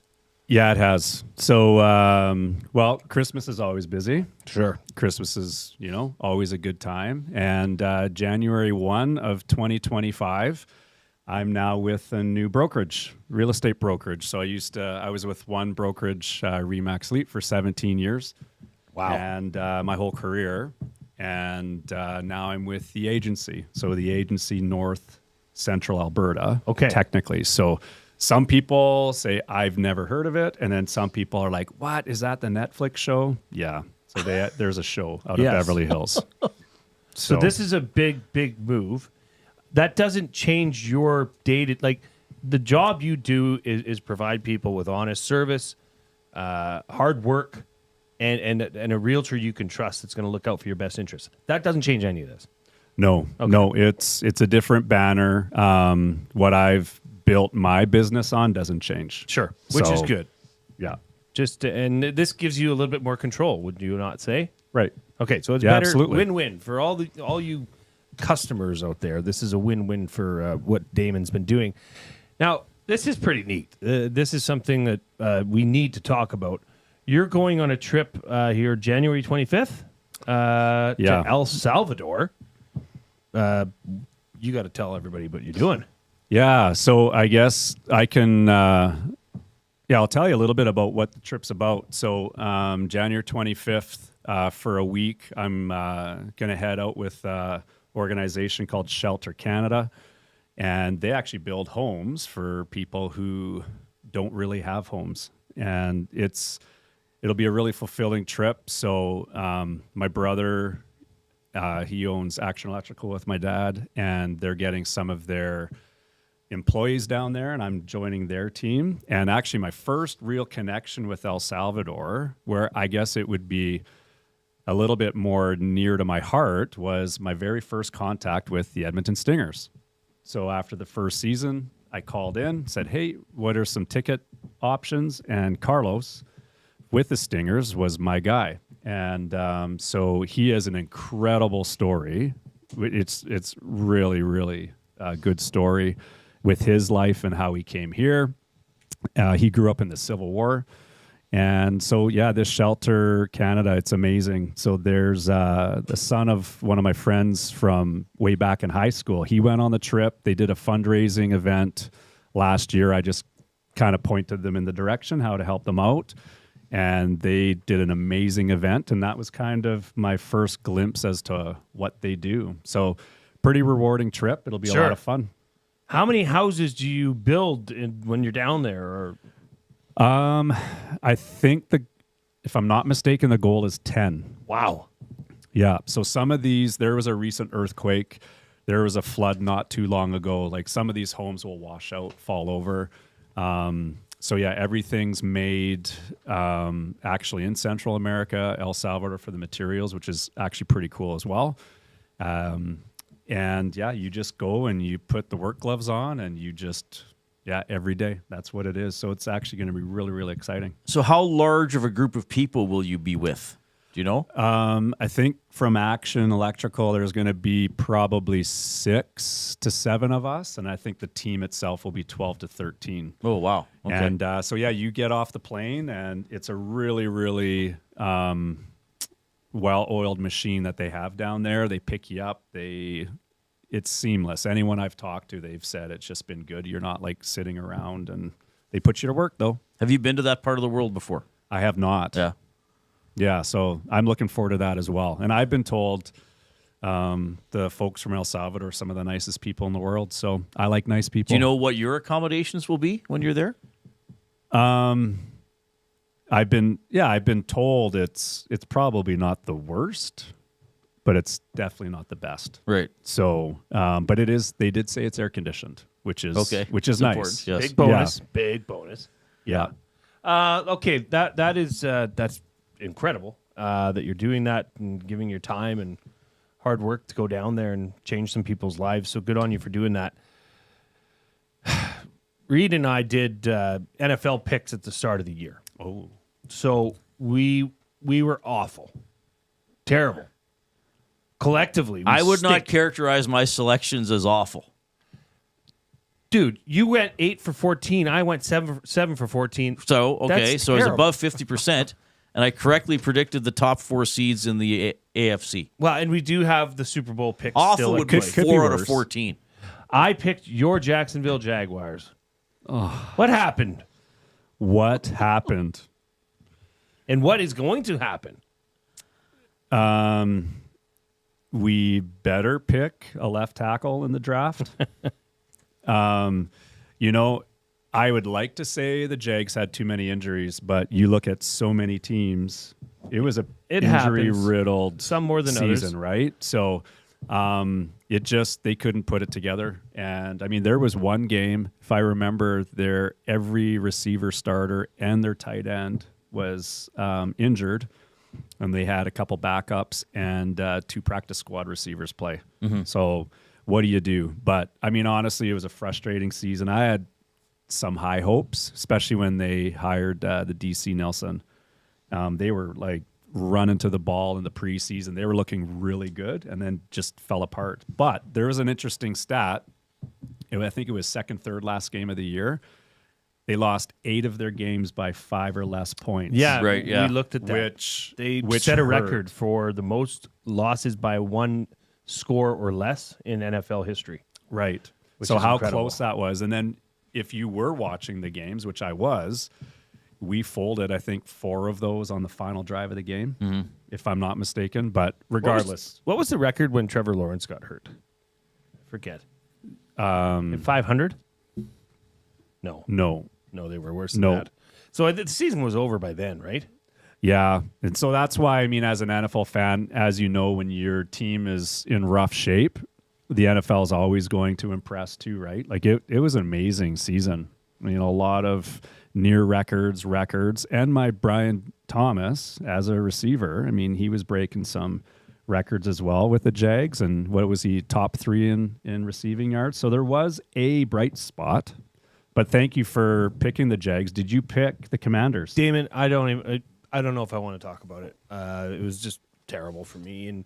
And sorry, Reid, I didn't mean to sewer you by saying our picks were awful. Well, your picks weren't awful. You They picked were. half. I didn't You even picked include half. the Bills. Okay, so that was did you not made have a the bad Bills pick. in? I think I forgot they played in the Picking NFL. half the playoff teams is not awful. It's not It's not terrible. great. It's mediocre.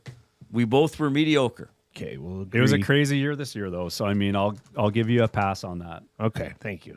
Now we are approaching, I think, one of the best weekends in the NFL of the year. Yeah. It is Wildcard weekend.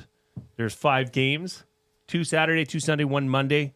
Of those games, what draws your attention the most? Got Chargers, Texans, Steelers at Ravens. You know, just say the game he wants you to say, okay? What? Do it. I don't know. No, It's don't- Washington. No. Thank you. I don't want any Actually- attention on the Commanders game.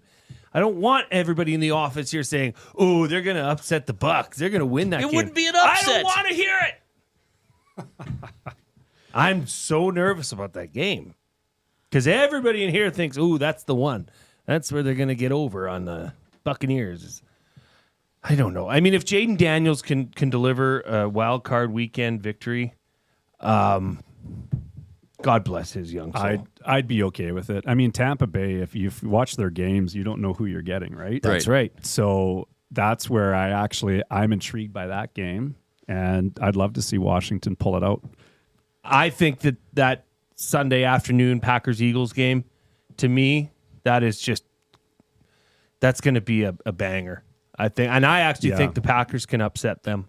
Really? Mm-hmm. I do. They are a strong team. They finished the year a little bit rough, but I just don't. I don't trust Jalen Hurts.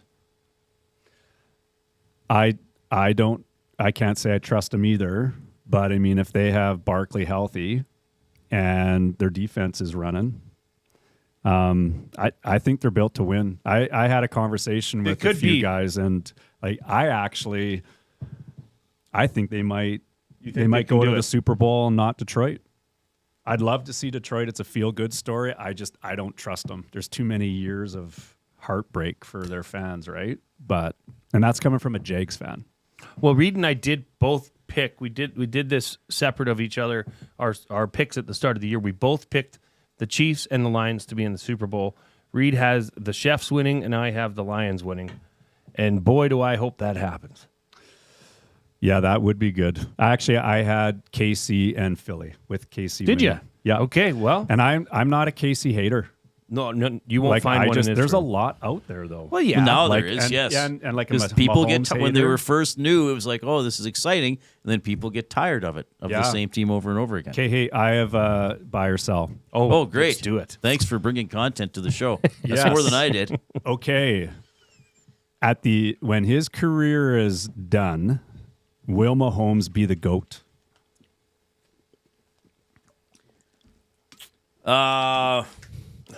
I don't know. That's such a specific distinction. Like there can be only one, kind of like Highlander.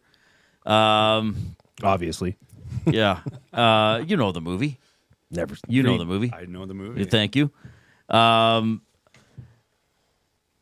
think that it's going to be pretty hard to win more Super Bowls than Brady. Now we'll see if they get this year. Then he's already at 4, right? And he's still relatively young. But I think that he will be the most accomplished quarterback and skilled quarterback who has ever played. You know, but I also think that's a generational thing. You know, so he's going to be compared to Brady by championships. But in terms of talent and ability to move the ball, I think there's already several guys who are past Brady, right? Like. There are several players in the NHL who are bigger, stronger, and faster than Wayne Gretzky. And if you put them in his era, would be better than him. But you're compared to your own era. So I think for Mahomes, it'll come down to championships, and I just think getting to 7 is unlikely, even though they're really good. So I'll say selling. That's a great point because of his dual threat capabilities. Patrick Mahomes, if he was to get, 6 Super Bowls, would that elevate him above Brady's 7? Because, I mean, he is a very much so a dual threat. I mean, he's thrown the ball left-handed. He's done underhand throws. He's just a very electric player. I don't know. I don't know. He'd have to play for a career because this isn't going to last forever. What's going on in Kansas City? I don't think. I mean, I guess we said that when they kind of dismantled the team and Tyreek chased the bag down in Miami. Right. But then you get to pick up a guy like Xavier Worthy, and DeAndre Hopkins is now on your roster. So they know how to shake and bake in Kansas City. So I for now I'd have to sell. Hate to say it. I will buy. Okay, I knew it. I knew you would do that. Good. Yeah. And there's actually a really good stat with Mahomes too. He is the only quarterback that has led fourth quarter comebacks, and he's over 500. He was like 26-25 or something. Nobody's even close. So, Oh, wow. I didn't know that. So in football, Well, in all their Super Bowl wins, they've been behind in the 4th, right? Yeah. Yeah. And so when you say single-handedly, how many quarterbacks or any player in football single-handedly will win, right? Yes, he has to throw to a Sure. receiver. But those wins, you can say that is all Mahomes. I don't think you can say it as much as Brady. Now, there's going to be a lot of lashback with Brady fans, but or I'll say Patriots fans, but half of them are not Patriots fans anymore. Mm-hmm. They went to the Bucs or elsewhere. Now they don't even love football.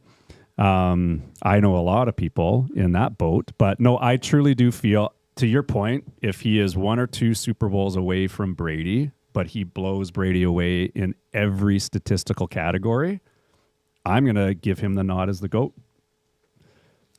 Damon, this is outstanding.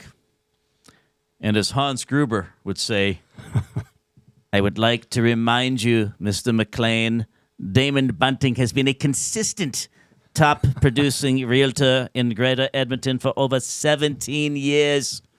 He and his team would love to help you find that right home. or make the move from your current home. Community-driven, he understands what it takes to make a difference in our city. DamonBunting.com. Get out of my face, McLean. Oh, and actually, one last plug. Robin Hood Association, we talked about them. They have a sledge hockey event in March. Now the date escapes me, but it's at Millennium Place in Sherritt Park. It's a load of fun. So if there's anybody that wants to look to sponsor that type of thing, get in touch with myself or the boys here, and we'll see how you can be a part of that day too. Damon, thank you for coming in. With a lot of joking, obviously, but the one thing from your live read, community-driven, 100% true. Like you say it and you live it, and you do incredible things, and you care about people. And thank you for supporting this show. Thank you. That is Damon Bunting. This is the Reid Wilkins Show with Jason Milne.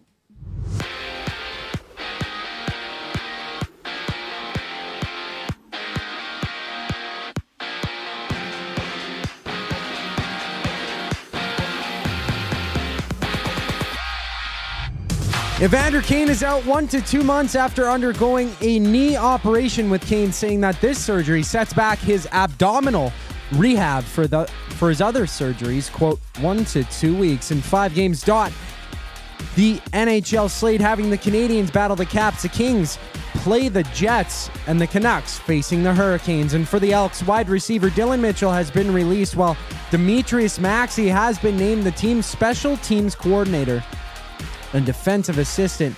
And Jason Tucker joins the staff as a receiver coach, with the team announcing their entire coaching squad for next year. And on the court, the Wizards throw it down against the Bulls. The Warriors meet the Pacers, and the Bucks tip off with the Magic on a 7-game NBA slate. The Reid Wilkins Show returns on the other side of the break. I'm Zachary Kubish, and that was your sports update. You've been injured in a car collision. Let James H. Brown and Associates, Alberta Injury Lawyers, protect your interests. They'll be there every step of the way to help answer your questions and help you get your life back on track. Trust Alberta's precedent-setting injury lawyers with their unrivaled experience, unrivaled results, and unrivaled commitment. When accidents happen, call James H. Brown and Associates, Alberta Injury Lawyers, 780-428-0088, or go to jameshbrown.com. Your home for live music and great performances is the River Cree Resort and Casino. When I'm up, I can't get down, can't get down, can't get level. Don't miss Canadian singer-songwriter Alan Doyle as he brings the East to the West, January 17th. I said, hey, hey, hey, it's just an ordinary day, and it's all your state of mind. Get your tickets at River Cree Resort and Casino. River Cree Resort and Casino. Excitement, bet on it. Tommy Gunn's Barbershop is more than just a barbershop. It's a top-notch, tailor-made experience from check-in to check-out. Get a precision haircut, a classic shave, or a facial to step up your style. Just walk in, relax, and let Tommy Guns take it from there. Find comfort in knowing their team follows the code, which is their commitment to care for you as a customer. Check out Tommy Guns today, in-store or online at TommyGuns.com to bring out the best in you. Tommy Guns, where every cut is done right every time. Food Sausages makes their meat with nothing but the best local ingredients. From chicken, beef, and pork, their gluten-free sausages are packed with flavor. Every single bite. Get a 10% discount when mentioning Edmonton Sports Talk in-store, or use the code EST when shopping online at foodsausages.ca. Plus, you get free delivery on orders of $100 or more. Find them at 6736 99th Street. Food Sausages. You can't beat our meat.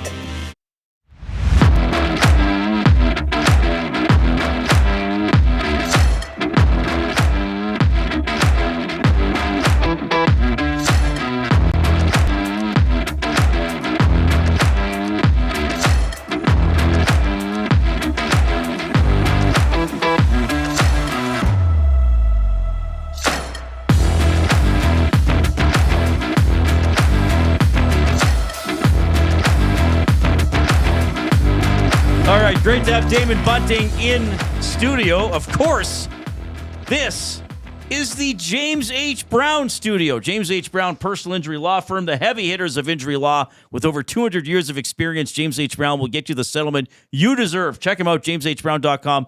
Book your private consultation today. Damon's an incredible guy, a big supporter of Edmonton Sports Talk. And like I said, he takes action. He doesn't just say, like, oh, I like to support and help people. Does it in Sherritt Park, in Edmonton, in the Edmonton area. And as he told you, he's going to El Salvador with his dad and his brother with Action Electrical. Yeah. And so they're helping to build homes in El Salvador. And a big sports fan. He does like the Jacksonville Jaguars, who have been in a tough spot in the NFL almost since they entered the league. Couple AFC championship games. He But cheers keeps for some cheering tough them. teams. He's man. loyal. Who he else also does he cheer cheers for for? the Sacramento Kings. in Oh, the they had a NBA. long playoff drought, like an Oiler-esque or even a Buffalo Sabres-esque playoff drought, did they not? Aren't they? Didn't we rank them as one of the worst franchises when we did that? Did we do that on air, or were we Yeah, doing that in the I think we bullpen? did that when on we were air. looking at playoff droughts because I think they broke a playoff drought and then they lost in the first round. I think it's been a while since they've won a playoff series. If you are in the Nasty Chat on YouTube, first of all, thank you for taking in the show. Or if you're on TuneIn or iHeart or listening on a podcast, we're just happy to have you in the audience. But if you're in YouTube right now, give us a thumbs up. We're almost at 100, so you have you have a very good chance of being the 100th thumb, and then you can go around all weekend and be like, "Hey, bro, I was the 100th thumb," and they'll be like, "What are you talking?" Just go about? like this. You just go walk around, wear a glove with the number 100 on it, and go around giving people a thumbs up. Thanks for letting me do Hans Gruber, by the way. Oh, and let's not forget that. Let's be reminded of he wants you to do the monster truck guy the next time. So Monday I got to do monster truck for Damon Bunting. So, Joaquin Gage is in the Nasty Chat. Hey-o.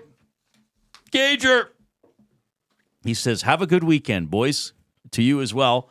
Jasmine's in the Nasty Chat. So it came up, it said, Jasmine, message redacted. I'm always like, did the FBI block a message? This is redacted. It's like an X-Files thing. Like Fox Mulder's like, I know there's hints in the Nasty Chat, but they've redacted them. Where's the smoking man? I'm going to take you down, smoking man. Oh, wait, you're my dad. Crazy. Isn't that what happened? Didn't the smoking man turn out to be his biological father? You know I don't know the answer to that. So you don't know the X-Files stuff. For as much as we have in common, we know different stuff. You don't remember the movie Highlander. I know the name. Okay, so Does he time travel? No, he's an ancient part of like an ancient race of people who can only be killed by being decapitated. So it's like who is the Highlander? What's his name? I think Russell Mulcahy was the director. Sean Connery was in the first one. What's the actor? Christopher Lambert. And then there were other Highlanders, but the first one is classic. I would consider it classic. I always get the Highlander mixed up with that other show where the guy would like time travel. I don't know Time why. Traveler's Wife? No, it was a TV show. Dustin loves it, I think. Isn't it based on like a romance novel or something? Yes, there can be only one. T-Man, thank you. T-Man, if you were at the Nasty Bash or ever see me in public or come here, just come up to me and say, there can be only one, and I'll know it's T-Man. Cool. Now everybody's going to say that to me. There could be only one. Yes, see, Gager's in there, Christopher Lambert. Thank you, Gager. Gager and I have a lot of the same interests, too. Okay, so you're thinking of a movie. It's a TV show. It's a TV show about time travel, and it's a current day show? No, it's old. Oh. It was Quantum on Leap? Quantum Leap. Quantum Leap. Well, he's actually jumping into other people's bodies, I believe, in that one. I never really watched it. I think I've watched a few episodes. He's jumping into other people's bodies. I believe the premise of Quantum Leap is Scott Bakula, right? Yeah. And I think he's a scientist in the future, and they have some sort of a machine, and either something goes wrong or they're trying to send him somewhere, and he jumps into other people's bodies, and he doesn't know where he is, and then he looks in a mirror and realizes it's like, oh, I'm a 85-year-old woman, and I have to fix my relationship with my granddaughter or something like that. That would be amazing. What, to be a Like, I could 85-year-old just go woman hop with a over- fractured relationship with your granddaughter? No, I could go hop.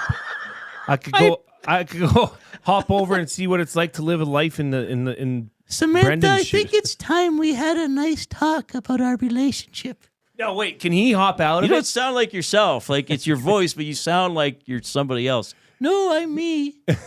Samantha. You call me Sam. Oh, yeah, I know. You can call me Jay. Milne. So when he goes into this body, can he be like, ooh, no, don't want to do this one? No. And transport I don't think out? so. I think he had to do it. Or he has to I finish think the he task? has to finish the task before he could jump again. I'm not sure how all the science and morality worked. I only saw a few episodes of Quantum Leap, probably a show I would like. You know what I watched the first episode of last night? By the way, this is Edmonton Sports Talk, your clear choice for Edmonton sports.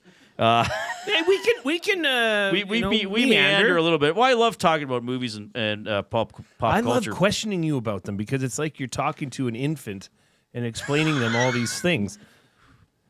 I'm like an infant when I reply. No, I am the infant. Oh, I don't because think I you're don't an know infant. anything. No, I don't think you're an infant No, at all. But I have such a. I don't watch much TV. I don't either. watch movies. But I like knowing stuff about stuff. Yeah, I like watching sports. I like watching sports as well. But all I saw after the Oilers game, I only saw the last 2 minutes of the semifinal. So then I'm trying to explain to my mom the bowls. She's like, so the Rose Bowl is the championship game. I was like, no, they already played the Rose Bowl. She's like, well, why isn't this the Rose Bowl if it's such a big game? I was like, well, like the Rose Bowl's big, but there's other big bowls, so they get the quarterfinals and the semis, and those rotate. And then she's like, well, what bowl is the final? I'm like, it's the national championship game. Yeah. I said, so now you could hypothetically win, well, teams have won 2 big bowls in the same year, right? Well, Ohio State's already won 2 bowl games, technically, right? Was the first? Well, no, the first one was the the quarterfinals were just quarterfinals. Yeah. Anyway. So they could win a second bowl game, as could Texas tonight. Yeah, and who won last night? Notre Dame. Notre Dame. Well, no. Penn State lost. Notre Dame did not win. Okay. All right. What? All right, Mr. What? Particular. Well, it's the same difference. No. Notre Dame kicked a field goal and had more points. Penn State should have just tapped out, ran the clock, and they let their quarterback throw a crossbody throw that was the stupidest throw I've seen in the He's existence just a kid. I don't care.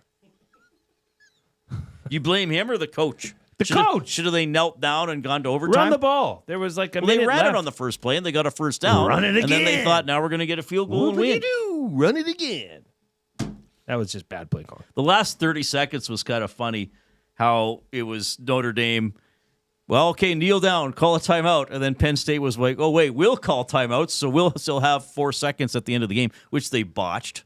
They botched their low percentage chance to win. Big Slam Nasty says, afternoon, Nasty's had a massive exam for work this afternoon that I passed. Let's have ourselves a weekend. Congrats. Well, we are well over 100 likes. Now we got to get to 130. Keep hitting the thumbs up because I want the word of the day. And Ensign Roe Nelson says, Henry Cavill. How did Henry Cavill come up?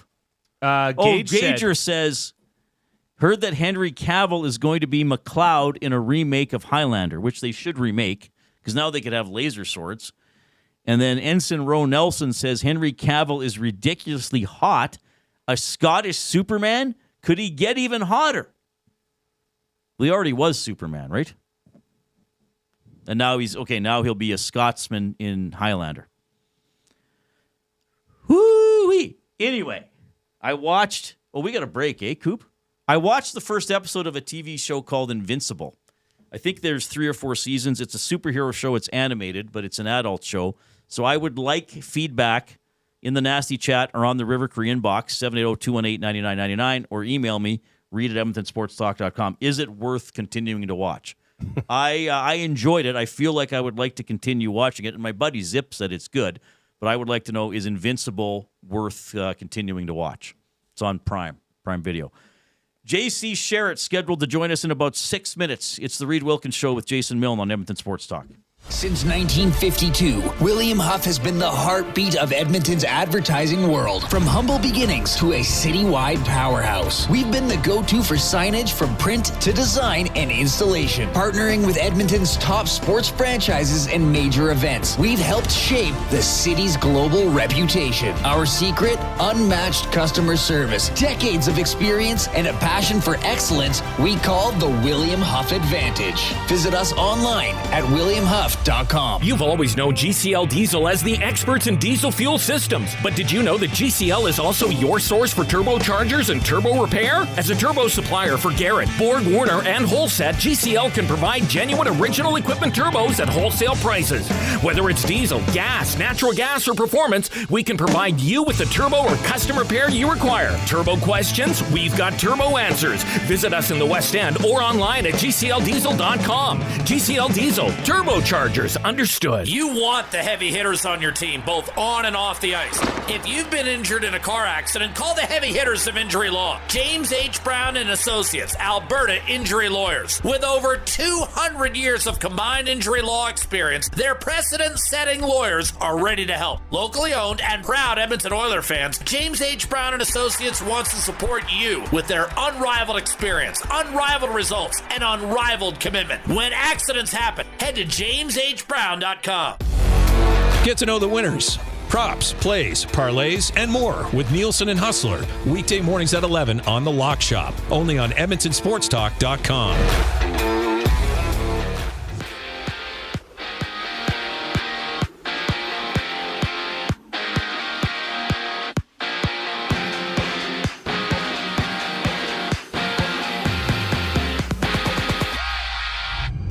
Three games get underway in just a moment, seeing the Canucks battle the Hurricanes, Montreal visiting Washington, and the Red Wings meeting the Blackhawks on a 5-game NHL slate. And for the Oilers, Evander Kane is out 4 to 8 weeks after undergoing successful knee surgery, which delays the process of recovery for his previous abdominal surgeries, quote, 1 to 2 weeks. And the Elks have released wide receiver Dylan Mitchell while naming next year's coaching staff, with Jordan McSimic joining as the offensive coordinator and J.C. Sherritt becoming the defensive coordinator and linebackers coach. There's 7 games in the NBA, having the Bucks play the Magic, Warriors take on the Pacers, and the Pelicans tip off with the 76ers. In just a few minutes, J.C. Sherritt joins the Reid Wilkins Show. And Hour 3 starts right now. I'm Zachary Kubish for your sports update.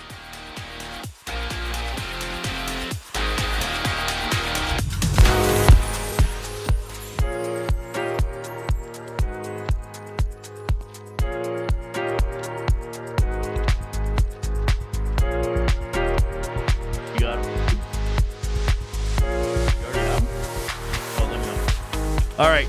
Thanks, Coop. Great work. The Coop doing a great job, along with Jason Milne. I'm Reid Wilkins. Thanks a lot for tuning in this afternoon. Of course, portions of this hour are presented by Canadian Brewhouse. Wing Wednesdays, unbeatable at the CBH. Only 69 cents each month, a mountain of flavors to savor. There's a flavor of the month every month. I forgot to write it down on this sheet. What was it again? Mango habanero? It was something habanero. Was it rosemary habanero? It was something habanero. No. Oh, it's on the tip of my tongue. It's a weird fruit. Passion fruit Passion habanero. fruit habanero. I forgot to change it on my sheet. Passion fruit habanero. Do that wing thing every Wednesday at the Canadian Bureau. So we'll have to try the passion fruit habanero wings. Oilers tomorrow in Chicago. They practice there today. You heard from GM Stan Bowman earlier on the show. We played his media availability, basically saying they don't know when Evander Kane's going to return. He kind of said the same thing earlier today as well, but the Oilers did announce he had a knee, what did he call it, a scope? So 4 to 8 weeks recovering from that as he continues to move back from the abdominal surgery as well. And the Elks have a coaching staff. They've confirmed all the names. The key names, Jordan McSimic is going to be the offensive coordinator and assistant head coach. J.C. Sherritt is going to be the defensive coordinator and the linebackers coach, and we're hoping to connect with J.C. in a couple minutes. Oilers Chicago tomorrow. It's a 5 o'clock game, so the early one on Hockey Night in Canada. So Tom and Hernan will sign on at 4 here on the stream on Edmonton Sports Talk and have the Oil Stream GCL Diesel pregame show, and then they'll be on after the game as the Oilers try to snap their 1-game losing streak. A rare loss for the Oilers last night. I think it's fair to say that. Sure. And it was a one-period blunder. You can't lose. You can't go -3 in a period. You will probably lose. Though, they made, like you asked me after the first period, is this game over? And I said, no, they got to win the second period and make it interesting, which they did, but they couldn't come back. They tried, but they got, as we both agreed to, and on, they got goalied. I did not agree to that. I did not agree with that at all. Shoot. Do we have Mr. Sherritt? Yes. Awesome stuff. Okay, he's back in green and gold, which is pretty exciting. JC, you're on with Reid Wilkins and Jay Milne. How are you doing? I'm doing good, guys. How are you guys doing? We're doing very well. It's nice to talk to you again. I don't know if you remember me from my days at 6:30 Ched, but you were on my show a few times there. So thanks a lot for jumping on today. Just tell me about the feeling of not just coming back to the Double E, but coming back to a situation, with some guys, specifically Ed Hervey, that you have some familiarity with. It's very special how everything kind of aligned. Just like you said, it's one thing to come back to a city you love, and obviously an organization that did amazing things for me, and now I have feelings about it. But to get to work with people you really trust it's a cherry on top, and it's really unique in this business. Ed was there from literally my first day in the CFL, and he's a big reason I got to the CFL. So to come back full circle and to get to work for him again, it's special. As you know, it's been a tough go for the team. The last 4 years have not been good. Even the last couple of years when Jason was the head coach, they kind of collapsed, quite frankly, in the second half of the year. Still made the playoffs one year, but missed in 2018. What's your part of this now? I guess we kind of got to call it a rebuild and trying to get better results on the field, get fans back in the seats. What's the foundation that needs to be put in place for this team to become a more successful franchise again? I would say hard work and good character. Those are the things that, when you look back through the years of the organization, people, whether it be players or coaches, it was filled with that. And the good years have always been filled with that. And, I think that's already begun, not only with Ed and Chris, but with Mark, Coach Killam. Those are people from my world, and for me personally, those are good men with hard work, character, and people I really trust. And I think they have contagious personalities, and I think that rubs off on everybody. JC Sherritt joining us here, newly named defensive coordinator and linebacker coach for the Double E. You got Jay Milne here, JC. I wanted to ask you, in the process of this, obviously Jordan McSimic is the offensive coordinator and assistant head coach. You're the defensive coordinator. Does it then come down to you to then go out and find your individual defensive positional coaches, or is that something that Coach Killam and you would work on together? Is that completely your choice? Oh, no, it was collaborative, and I'd want it to be collaborative. To me, it's the only way, to be at your best is, it's not just, when you talk about a team, it's a team, whether it's players, whether it's coaches. I think, to not lean on each other and get people's opinions, that's why we're here, because we trust and believe in each other. So everything we would do in that sense, I'm fortunate that Coach Killam would, ask my opinion, but we would always go through that together. So tell us about, because, looking at this list, I see that there's not, technically a defensive line coach, although I'm sure Demetrius Maxey would be handling some of that. But you got Demetrius Maxey, Aaron Grimes, and then you got Danny Nesbitt. What stood out for those players, and maybe Aaron Grimes in particular, because he's been around and associated with this club, and now he is officially on staff as the defensive backs coach. How did you come down to hiring this staff? When you look at, starting with Aaron, we've known each other for over a decade, and I know he was heading down this path, and he's been preparing for this path. And I know what he's capable of, and it's not just me. There's other people in the organization that see just kind of how special of a human he is, but how his potential to be a very good coach. And, the time was right. He already got his foot in the door last year with helping out, so has familiarity with the roster. And, he's somebody I'm very excited about, and it's time. And it's a great spot for him to start his career. And, Danny is somebody that I've already got to talk to, and another guy when it comes back to the character and hard work, and both those guys have that. Excited to have Danny on staff and what he brings. And then, like you said, Coach Max, he'll be involved with special teams, but obviously with his D-line pedigree, arguably as good as they come in this league, as far as talent and resume and what he's done. And, at one point in time, he was my coach. So I think I know him pretty well with how he's going to handle himself when times are good, when times are bad. He's a coach's coach, and it's just guys I'm very excited to work with. JC, Reid again, and thanks for being so generous with your time. Just want to throw a couple more at you. I don't want to suggest that you're an old guy or you've been around the CFL forever, but your first year with the Green and Gold was in 2011, so 14 years ago. How have defenses, if at all, maybe you're going to say, Reid, football is football, but has there been a shift in defensive philosophy in the CFL over that time? Have what quarterbacks or offensive coordinators been doing? Has that changed how you're going to have to approach things as a DC, or am I barking up a tree that doesn't exist, so to speak? No, the biggest change has been the hashes. The hash change, that's a change. The will position now in general, with how wide the boundary is, schematically that does change things, and athletically, who you put out there and how those matchups come to be change. And then football, no matter where you're at, it's always adapting. And, it's funny. It's always also incorporating things. You think you have an awesome idea, and then you watch film or listen to a podcast. You found out 40 years ago they had the same idea. So, you're always adapting and changing to offensive coordinators who are adapting and changing. That will never change. But to me, it's the hashes, and the dimensions of the field have changed the CFL game. Okay, I'm glad you brought that up, because that was kind of a big deal when they did that 2 or 3 years ago, and sometimes I feel like, what's been the fallout from that? So you gave us that.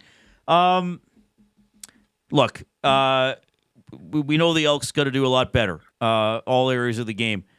When I watched this defense last year, and I know you from being on an opposing staff, and you're probably watching film already, I thought I would have loved for there to be a little more pressure on the opposing quarterback and a few more sacks along the way. Is that area number one that needs to change for this team, or how do you look at where the Elks D really needs to take a step forward here? Yeah, I'm just, instead of talking about the past, just in general, our philosophy is going to make quarterbacks very uncomfortable, period. If you can't do that in this league, you'll get carved apart. You just will. The talent at the quarterback position, the talent at wide receivers, the rules put in place on defenses, you have to disrupt quarterbacks, and that's the name of the game. So that will always be a focus on, for our team and any team that I'm a part of going forward defensively. Pressure and confuse the quarterback is a staple of this defense. Okay. I like hearing that. JC, welcome back to the Double E. I know we're getting a lot of positive reaction from fans on our chat line and our text line, so a lot of optimism about the team moving into 2025. Thank you so much, and we'll see you around the stadium. All right, thanks, guys, for having me on. JC Sherritt, of course, former great player for the Esks, and now joining the Elks coaching staff. So I want to dive into that, his last comment with you, Jay. And as we know, and we've said this about stuff we've heard from the Elks and other sports things, I mean, there's kind of things coaches and players say. There are some staples in sports, right? But you and I noted that we didn't think, and I think the stats backed it up, the Elks didn't get enough sacks and enough QB pressures. 100%. They had excellent linebackers. I still think at the end of the day they had at least average DBs probably. maybe some couple Young, guys, young, but but guys they that were learned. improving. Sure. But you often didn't see enough. Oh man, that guy's like just taking his the O-line to school. Like he's just in the backfield every play. You didn't see it. There were a couple good games, but generally you didn't see it. So I asked him about that. He said, I'm not going to comment on last year's team, but I want to make the quarterback uncomfortable and I want to confuse him. So I would think way number one to do that is you got a dominant D end. You may not have that. So if you were putting together something where you want to pressure and confuse the quarter, okay, so let's blitz all that, but you can't blitz every play. You can't just get, we're just going to send 7 every play, because good quarterbacks will also be like, oh, I see what you're doing. So how do you think JC, what's an approach or two he can take to possibly do this? Well, you get a dominant pass rushing defensive end if you have 1 or 2 dominant interior defensive tackles. Okay. Knuckles in the ground, 350-pound tugboats that need to draw and do draw 2 players to them consistently. Otherwise, they will disrupt up the middle. Right. That allows your defensive end to be one-on-one and footloose and fancy-free to go inside, outside, spin, up, down, whatever you want. That allows freedom for that rush end. And, so the defensive line needs to be revamped. I'm sorry. Oakman? Sean Oakman, Like thank he's you. 6'9". Thank you. How often did you think, well, we got a 6'9" guy on our team? Yeah, and he sounds like a monster when he talks. Like he is impressive to look at. Ineffective. No motor. So what I think JC Sherritt's going to do is go find 2 studs for that D line. 1 interior, 1 outside that have a motor. Like Matthew Betts. Motor. He does not give up on the play. I know what you're going to say. I won't say it. Well, go ahead, because it's true. Yeah, it would be nice to draft a guy like that and brought him along. Oh, wait. Shoot. Missed. But motors. Guys that will not give up on the play, especially in the CFL, as you're seeing more and more quarterbacks that are fleet of foot, that move out of the pocket. That D-line, if they can get that D-line buttoned up, if they can re-sign Niles Morgan, that defense could make some moves next year. Right. Absolutely. Yeah, and JC Sherritt said it too. I said, how do you rebuild here? He goes, well, you need hardworking, good people. And, there's the feeling that maybe the organization moved away from that in recent years. We have the Hawks and the Wings on the ESTV. Our feed must be several minutes behind, because Mike, the Michigan fan, put in the nasty chat about 3 minutes ago that DeBrincat scored. He just scored on our television like 30 seconds ago. So that's and I don't know if I've told you, I have certain little emojis. Sometimes I'll text my mom if certain Oilers players scored. And one of those Amazon Prime games, I texted her a Hyman goal, and she was like, what are you talking about? And I was like, it's 1-0 Oilers. Hyman just scored. And then 3 minutes later, she was like, oh, yeah, he did. Stupid internet. Give me my antenna any day. It was all timed out. Well, and we were talking about obviously defensive things, but Jordan McSimic is a very, very good offensive coordinator. Elks fans should be very happy to have him back in the fold. Aaron Grimes is a lovable character. Mm-hmm. Aaron Grimes came to Edmonton and never left. Right. That is one of the guys that his blood is green and gold. He is going to give everything and do anything he can. I love that hire. When I saw that, I love the Demetrius Maxey hire. I'm not as familiar with Danny Nesbitt, and I want to know what the connection here is with all these Manitoba Bisons, these ex-Bisons that are on the staff. Des Catelier was a quarterback for Manitoba. He's a special teams assistant.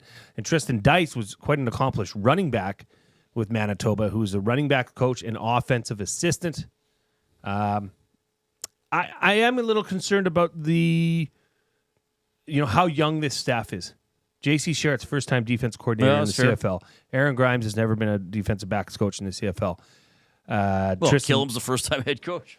But he's been in this league. He's done a lot of really good things with Calgary and their special teams. Having Jordan McSimic there, I really like that as an assistant head coach as well. All right, the River Cree inbox is 780-218-9999. River Cree Resort and Casino, home of Tap 25 Restaurant, where the entire menu is 50% off 7 days a week from 2 to 5 p.m. We still got to get to our game of the night, our top three, our NFL picks, and fired up. Oh, my goodness, we got a lot going on. We could get fired up for our NFL picks. Yeah, we'll be fired up for NFL picks. How about that? Yay! Here comes the Coop.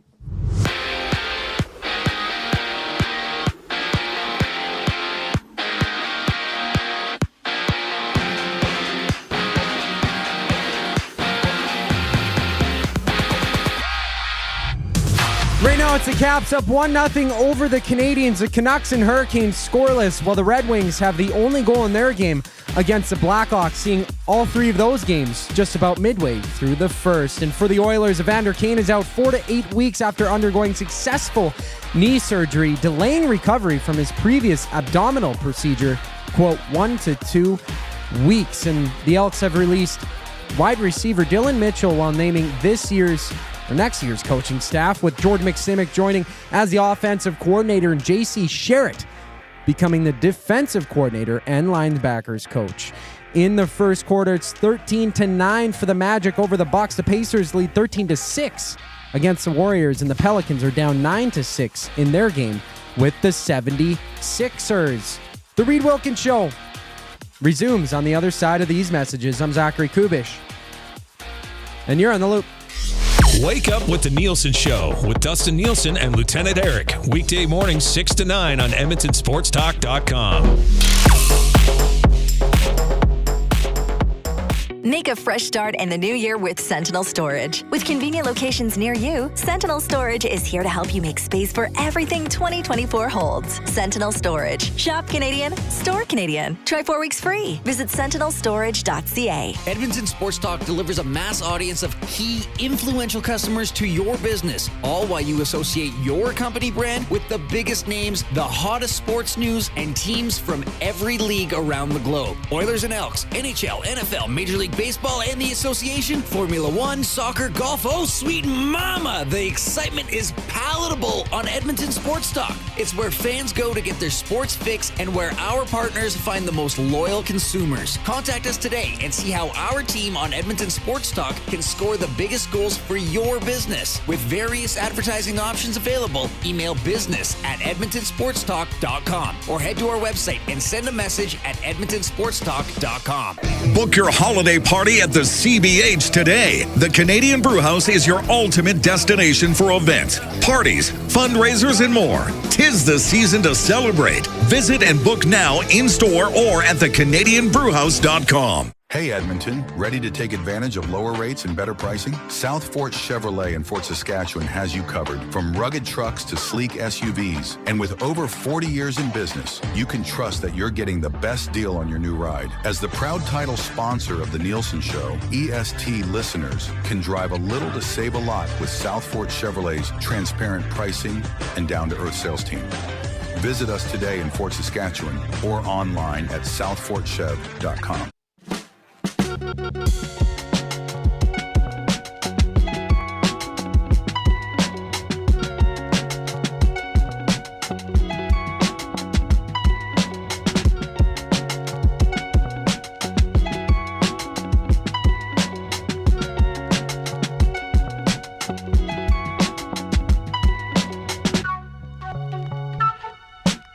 Hey, we're in the James H. Brown studio. James H. Brown Personal Injury Law Firm, the heavy hitters of injury law with over 200 years of experience. James H. Brown will get you the settlement you deserve. JamesHBrown.com. Book your private consultation today. If you're in the nasty chat, fire off some thumbs up for us. Give us your thumb. We want to see how high we can get. Hopefully we get into word of the day category. We have reached our minimum daily goal of 100, which we pretty much make all the time now. We not need not to not to pump brag, up these numbers. but it's like we pretty much do it all the time now, bro.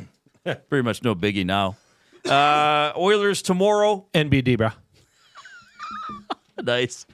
5 o'clock game, 4 o'clock Oil Stream pregame show with Tom and Hernan here on Edmonton Sports Talk. All right, let's get to, you know what, let's do our game of the night. Are we doing our game of the night? Yeah, we'll do our game of the night. Play more tables and games. It's just singing the jingle. It's the best jingle going. It is presented by Playmore Tables and Games, from ping pong and pool tables to darts and dome hockey, plus all the classic arcade action you could ask for. Visit Canada's Game Room experts, located in Edmonton and Calgary, or online at playmoregames.ca. If you would like a classic arcade machine, that's the way to go. We go to Playmore Tables and Games. We're very, very happy with ours. Matthew Iwanyk has been playing Tetris. Nerd alert. You know, a lot of us stopped playing with blocks when we were 4, Matthew. Just saying. We're going to find out if he's listening or not, because he'll be right in the nasty chat. Actually, Reid, it's been proven block building is a great way for children to build coordination and dexterity. And persnicketyness. My game of the night is going to be Kings against Jets in the National Hockey League. The Kings have 3 games in hand on the Oilers. They play each other on Monday, and the Kings are only 2 points behind the Oilers for second in the Pacific Division. So technically, by points percentage, the Kings are ahead of the Oilers. In points, the Oilers are ahead, and the Jets 1 point behind Vegas for the best record in the Western Conference. So I will go with Kings and Jets as my game of the night. I do think that's an important game to watch, and I also picked it because I didn't want to pick the same game that I think you're going to pick. Ohio State versus Texas. Yes. Let's go. I'm excited for this one. Dustin with a Y. I know he's excited as well. I want Texas to win. I don't know why. I think it's just because of my general hate for Ohio State. I don't know anybody that likes Ohio State. Well, all their fans. I don't know anybody. I don't personally know anybody that likes Ohio State. Okay. They're easy to hate. How come? I don't know. I guess it's probably because they've been good for a long time. They're, the number one rival of my team, the Michigan Wolverines. So there's that. Go Texas. I want to see some Matthew Which McConaughey. bowl is this, actually? Cotton. Because now the names of the bowls to me aren't as relevant. Relevant. That's a the word of the day that's today. A relevant elephant. Relevant. That's an important elephant. A relevant. What was I saying? Yeah, because I just know if it's a quarterfinal or a semifinal. And where's the national championship game? Is it in Atlanta? I don't know. Probably somewhere. We don't even know. Yeah, probably. Brendan's saying yes. Noted Atlanta fan. Well, Braves fan. Charlie says, I guess Reid wants the Jets to win tonight. LOL. Go Jets, go. Well, it would help the Oilers. Mike, the Michigan fan, says their stadium looks like a toilet ball. I think he means bowl. I think he meant bowl. I think he meant ball. I think he typed ball, but that's okay. This is only the third time these two teams have met in history, Ohio State and Texas. Oh, and that's neat. another thing that is neat about this playoff format is you're going to have teams that rarely get to play These against powerhouse each other. schools that just have hardly ever played each other. And Quinn Ewers, the quarterback for Texas for the Longhorns, is a excuse me, Ohio State transfer. So there's a little bit of bad blood so there. this is Arch Manning's team. Well, will be. Currently Quinn Ewers. But he's the backup. He's the But backup. Arch Manning played some games earlier this season, didn't he? Quinn Ewers was hurt for a couple weeks. Oh, right. Arch Manning is leading as a backup. Remember, This is Arch Manning is a. This is not Eli or This is Peyton's Cooper's son. This is Cooper's son. He is the highest paid athlete in college sports. How much? 6 point something million. He's a year. making that much in college? Yes. With now these new rules you can get paid? Name, image, likeness. My goodness. And he didn't even allow his name, image, likeness to be used in NCAA 25. Oh, so what is he? He's What's not on the name? game. Oh, he's just not in You the have to They create did him. put in a name. Because remember, I believe it was kind of weird, though. Was it He's the Barry? highest Was paid. it Barry Bonds that was not in some of the baseball video games? So they had like a guy Joe Smith or something like that. Do you remember this? No, you know who Barry Bonds is, Brendan. Okay. And then there were also some guys who couldn't be in the Major League Baseball video game because they crossed the picket line in one of the strikes, I think in the 90s. But I thought it was Bonds or somebody that wasn't in the MLB games because he wouldn't sign off his license. I think Michael Jordan was not in an NBA video game, and they had a guy named Roster Player, but he was like the best player in the game. Oh, weird. Yeah. So they I didn't know that. But you can't say, well, you can't use his attributes. They can say, oh, we're going to make a guy with 97 shooting and 94 speed, right? So like if McDavid wasn't in NHL, they could give the Oilers a guy wearing, well, any jersey number, but just be like, oh, here's the best player. But I thought it was somebody will remind me. I thought that Bonds. What are you doing, Coop? I was trying to search it up, and I was kind of whispering, like, yeah, it's Barry Bonds. It's Barry Bonds. I'm pretty was sure not it's Barry in a baseball video game, or several. Yeah, he stopped using his likeness in 2003. So do you know? Does it say what they called him? Because I Let thought me there was a see video game where the Giants just had some big home run hitter named maybe he was Roster Player. Let's see here. John Dowd? That might have been it, yeah. Perhaps, yeah. It might have been John Dowd. Just some really generic name. Yeah, generic name. Jimmy Dowd? Yeah. But is it Quinn or Quentin Ewers, the quarterback? Quinn. He did a commercial, though, where he's a cop. And the cop and his partner is saying, like, let's call for backup. And he's like, no, we don't need a backup. Didn't you ever see this? No. That's fantastic. Yeah, because a lot of people would just assume Manning's better than him. All right. Even though he might not be. Sea Dog in the River Cree inbox. Great name. Says, what's the money line at that Reid gets the word of the day? Money line right now on the word of the day. I'm going to put it at... betting on this? Of course we are. I'm going to put it at plus 105. Just sure. A little bit. Just a little bit. So if it were plus 100, that means it's 50-50. That's even money. Right. Okay. Bet $10, get $10. Here, you bet $10, you get back $10.50. So I'm a slight underdog to get the word of the day. A little bit. But you could surprise me. Let's get fired up for Gemco Fireplaces, proudly serving Edmonton and area for 45 years. The authorized dealer for Napoleon Fireplaces. Whether it's gas or wood burning, look no further than Canadian-made Napoleon Fireplaces. All the Napoleon products you need available at Gemco, 9281 50th Street. Now, don't lose your picks. So we're going to make our NFL picks with the final score for each game for the 6 playoff games. Well, give me your sheet, and I'll just snap. Well, you keep your book. Here, take a picture. They're right there. That's how I do my notes, Jay. All right. Hang that in the Louvre. I'm going to hang it in the Louvre, right next to the picture of Rembrandt. And we are Text in your favorite Rembrandt painting to the River Cree inbox. And we are going scores here. We are. Yeah, we're not just going to pick winners. We're going to pick final scores. We're 3 away from 120. Let's just get to that, and then that thumbs usually up. means... Oh yeah, give us thumbs and subscribe to the channel. My goodness, give us thumbs. Don't dilly dally. Yeah, dally. All right, let's go. We'll go in order. Chargers, Houston. Houston is the home team. I think they're good but flawed. I think the Chargers are quite good. They got a Harbaugh coaching them. That's never a bad thing. I think Houston will hang around, but I'm taking the Chargers 27-20. Oh, wow. I am also taking the Chargers. This is the first ever meeting in the playoffs between these two franchises. I like the Texans, but I just like playoff Harbaugh a little bit more. Right.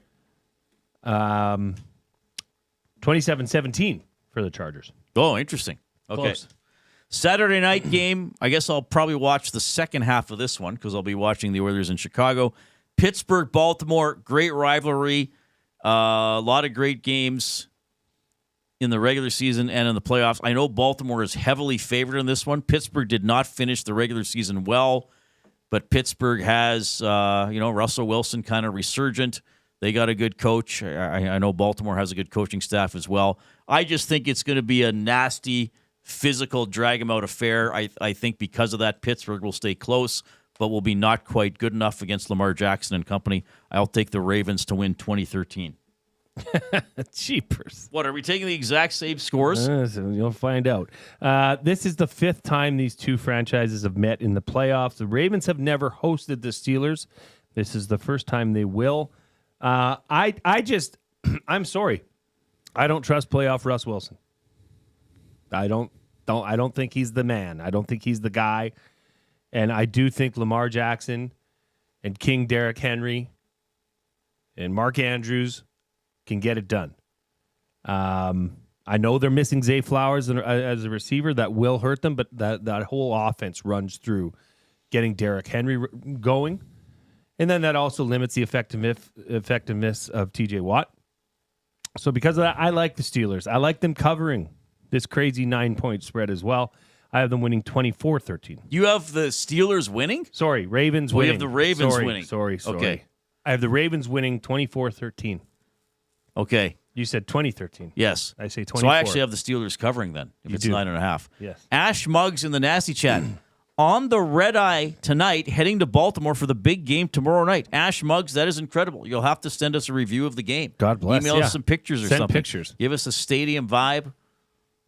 I went to an Orioles game in Baltimore. I did not go to a Ravens game. That was a long time ago. Hello, X-Ray J, checking in the Nasty Chat. Let's go to Sunday. Okay, you can go first on the Sunday games, and then I'll do the Monday night. Okay, so we're going to start in Buffalo. Broncos are at the Bills. Rookie quarterbacks are 1-9 again on the road against the Bills since 2019. Bo Nix, obviously the accomplished quarterback for the Denver Broncos, and Sean McDermott in the playoffs is 2-0 against rookie quarterbacks. This does not fare well for Bo Nix. This offense is too powerful. They cannot go toe to toe. This probably will be an over. Pretty dang close. I don't know what the over-under is, but I have this for the Buffalo Bills winning 38-17. I know we had Luke Gavzik on yesterday. He's a Bills fan. He seemed a little concerned about the Broncos. I don't see it. I think Buffalo has the best player in the league this year, or at least the MVP, in Josh Allen. And Buffalo's a very good team. Denver is back in the playoffs after several years out. I think it's a convincing 27-10 win for Buffalo. I think Denver might hang around and make it interesting at times, but they'll just get overwhelmed. 27-10 for the Bills. Packers at Eagles. Oh, boy. I thought this was going to be the Sunday nighter before they put the schedule out. Yeah? Yeah. Yeah. It's worthy of it, for sure. They played in Brazil earlier this year. Great game. Probably more worthy than the Commanders at Bucks, to be honest with you. But I think the NFL's trying to prop up their young superstar in Jaden Daniels. What better way to put him Sunday night? Lost each of their last 3 wildcard games, did the Eagles. But they're 2-1 versus the Packers in the playoffs. I don't know. I just think I saw the Green Bay Packers go toe-to-toe with the Detroit Lions earlier in the year. And I haven't forgot that because I know that means this team is capable of wrecking teams. I just feel like this is something where, I mean, it's a pick 'em pretty much. I think Eagles are 3.5-point favorites, but I'm going to take the Packers. I'm going to take Josh Jacobs in that run game. I'm going to take Jordan Love and his escapability. And I just have, you have your weird feeling earlier about Evander Kane. Yep. I have that same weird feeling about Jalen Hurts. I'm going to take the Packers to win 27-24. I think this will be a thrilling game. Yes. I'll take the Eagles, though, to outlast the Packers 33-27. Okay. I think they're just a little better. Commanders at Bucks. I am abstaining. Oh, what? I am. You're going to abstain. I reserve the right to abstain. I would pick this a Seahawks game. You're so nervous already you can't make a prediction. Here's what happened. Everybody in this office is telling me how they think the Commanders are going to pull up the upset and go into Tampa Bay and win. I don't know. The last 5, they've lost 5 straight playoff games. have the Commanders. Their last win, though, was in 2005. Who against? The Tampa Bay Buccaneers. This is the second meeting since 1950 between starting Q quarterbacks who also won the Heisman. Baker Mayfield won in 2017 at Oklahoma, and obviously Jaden Daniels just run recently at LSU.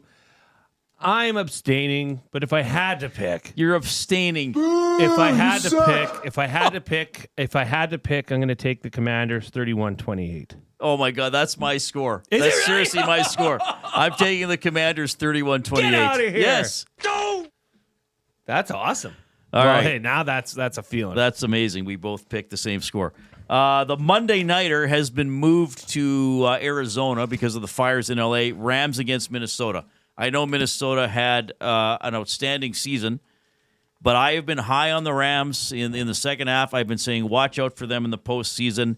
I think they're well coached. They have players with playoff and Super Bowl experience. I think I'm going to take Stafford over Darnold any day of the week. Though I know Minnesota has other weapons. I think it'll be close, but I think the Rams win it 24-21. Okay, I'm going to eat my own words here because I believe earlier in the week I called Minnesota frauds. I do think that they have a better team defensively, offensively, special teams. I don't think Sam Darnold's going to choke. I mean, they got into the red zone 5 times against the Lions and didn't come away with more than 3 points. Lions are very good. The LA Rams defense is not the Detroit Lions defense, even considering how many injuries the Lions have. I got the Vikings 38-31. You have the Vikings winning it. Yeah, that's what I said, Reid. Take it. Interesting. Huh? What do you think? You got something to say? I have nothing to say. I'm not playing the game. Ro Nelson wants to know what's my weird feeling about Evander Kane. I just said that I feel as if I wouldn't be surprised if not only he didn't play a regular season game for the Oilers, if he didn't play for the Oilers again. And that's just it's not a weird feeling. It's just some intuition or a vibe that I'm getting. But I certainly think it's very likely he doesn't play in the regular season and then might come off injured reserve for the playoffs. I'm not going to go into everything again, Ro. You can go back and listen to some stuff. And I fully, well, I even said earlier, I don't know if I'm backing it up as much as I should. Just kind of a vibe I get.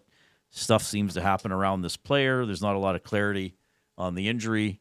Not a lot of clarity on the timeline for returning from the injury. So that's sort of, I'm just in this odd state about it. Fair? Fair. Maybe not fair. Portions of this hour presented by the Canadian Brewhouse. NHL lives at the Canadian Brewhouse. Every Oilers game day, get $1 off tankers of Molson Canadian and Coors Light. You can win game tickets and 2 tickets to a surf and turf dinner at the end of the season. Full details at thecanadianbrewhouse.com. Continue to give us your thumbs up on YouTube. Let's see how high we can go. But are you going to do a word of the day when we get back? Yes. And my top 3 for food sausage. It's Edmonton Sports Talk, your clear choice for Edmonton Sports.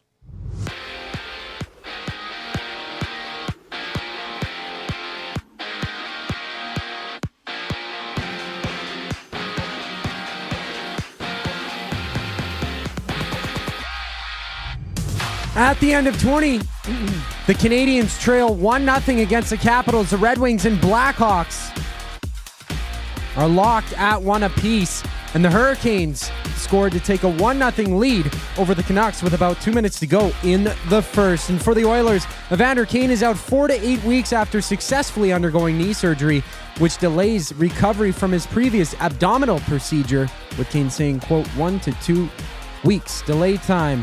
Staying in hockey, the Nate Ook's men's team hosts Briarcrest College on a back-to-back this weekend, having the women's team face the Rustlers twice. And in just a moment, the Cotton Bowl gets underway, seeing the Buckeyes kick off against the Longhorns. On the court, it's the Pacers leading 27-24 against the Warriors.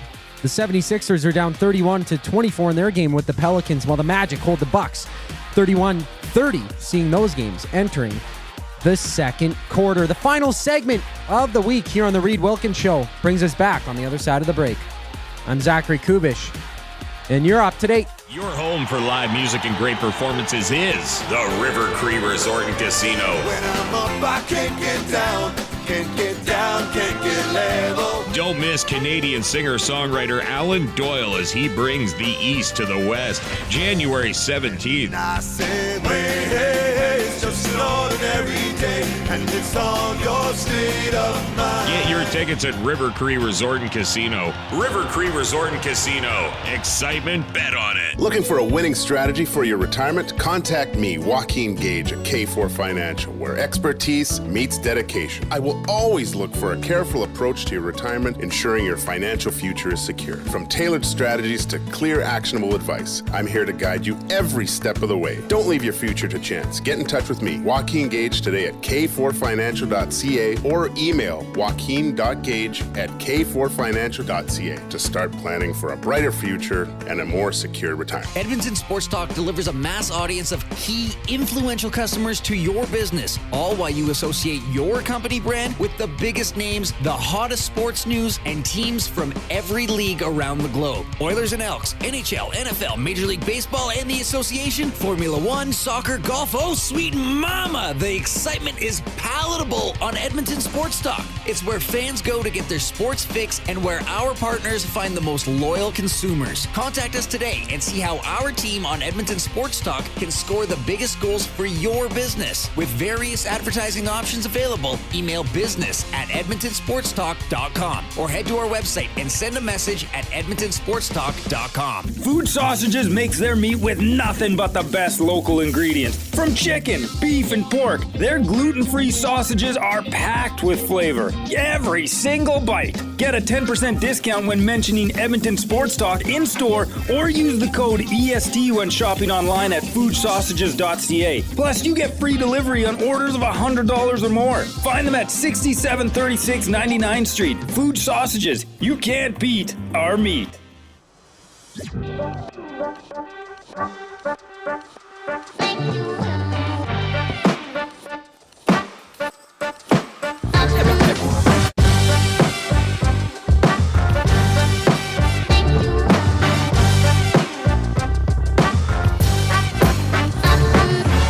Okay, if you're watching on the YouTube stream, do not adjust your set.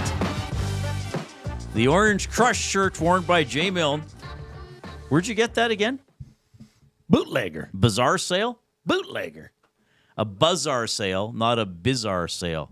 Horns up, Reid. Horns up. It's my orange shirt. It's the only orange shirt I own because the team I want to win. That's not why you wore an orange shirt.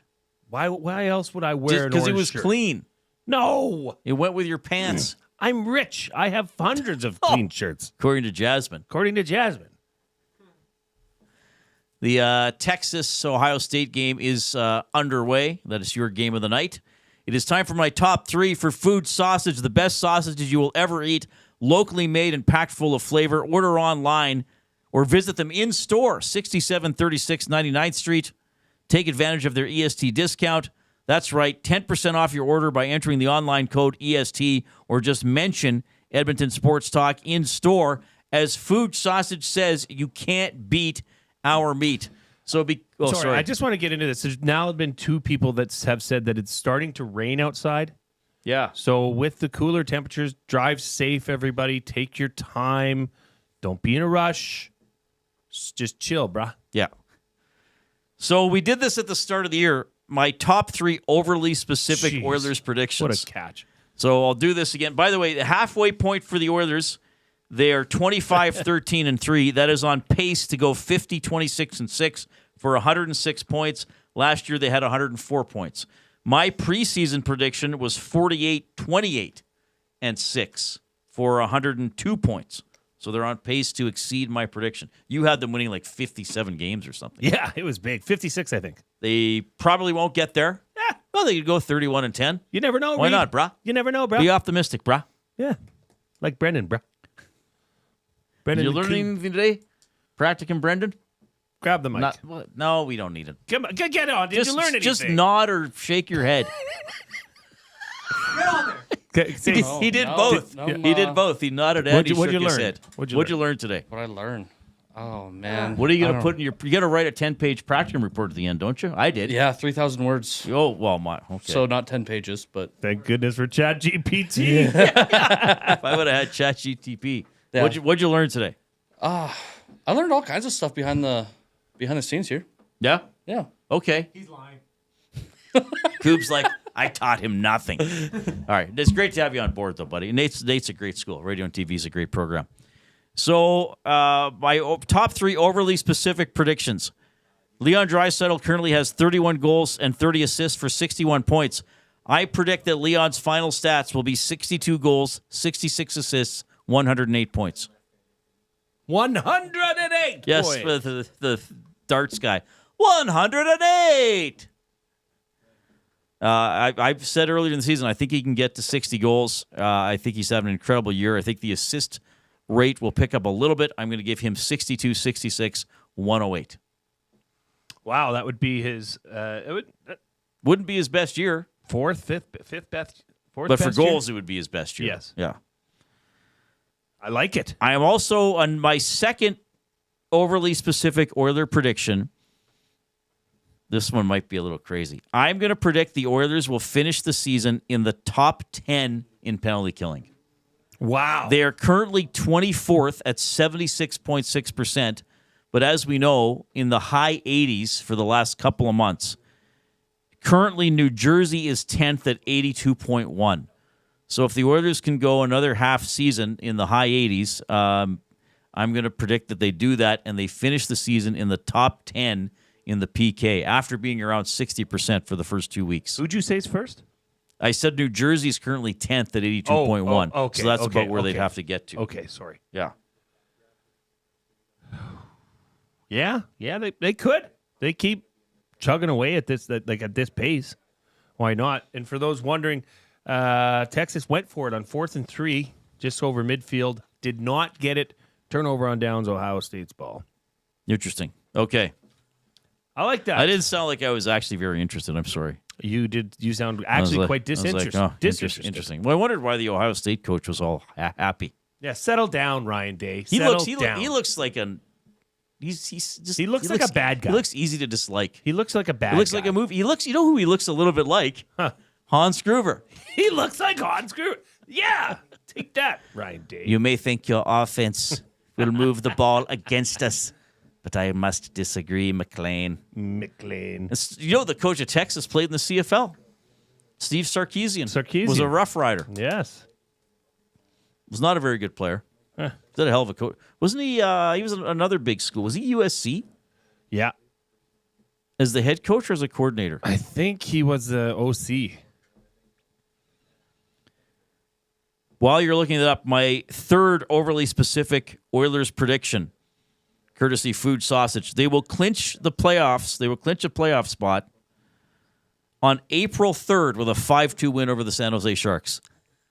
I'm getting very specific. April 3rd, clinch. With a 5-2 win over San Jose. What are they clinching? Playoff spot. On April 3rd, it'll take that long?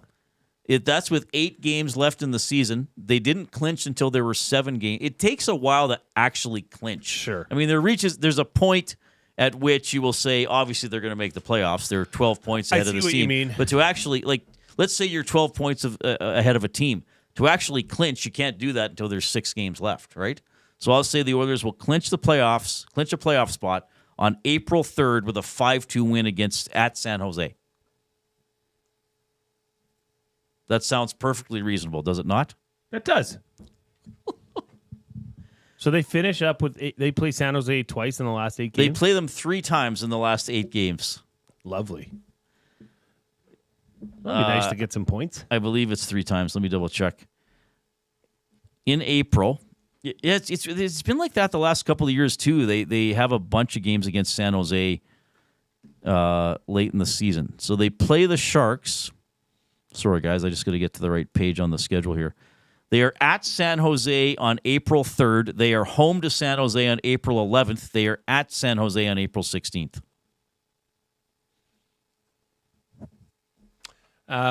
Praise alert. Praise report. Sorry. Praise report. What's happening? The Ardrossan Bison's girls basketball team have defeated Rudolph Hennig. I don't know the score yet. I just know it was a victory. You just know they won. That's the team your wife coaches? That's right. And my What daughter tournament plays is for it. this? They are in the, what's it called, Lakeland Ridge tournament. Where? Lakeland Ridge. Where's that? Sherwood Park. Oh, I didn't know that. Yeah. Is that a school or is that a neighborhood? It's or is a that school. a ridge? It's a school on a ridge by a lake, or surrounded by land. Oh, neat. It's actually two schools in one. This side is Lakeland Ridge.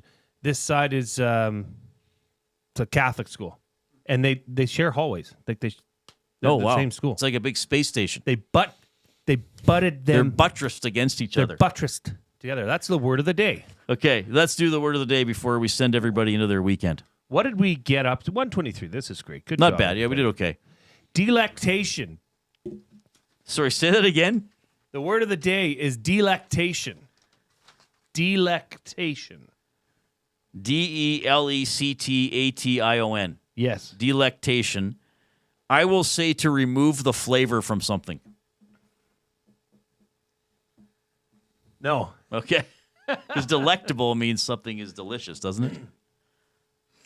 At first, I thought you said delactation. I know you did.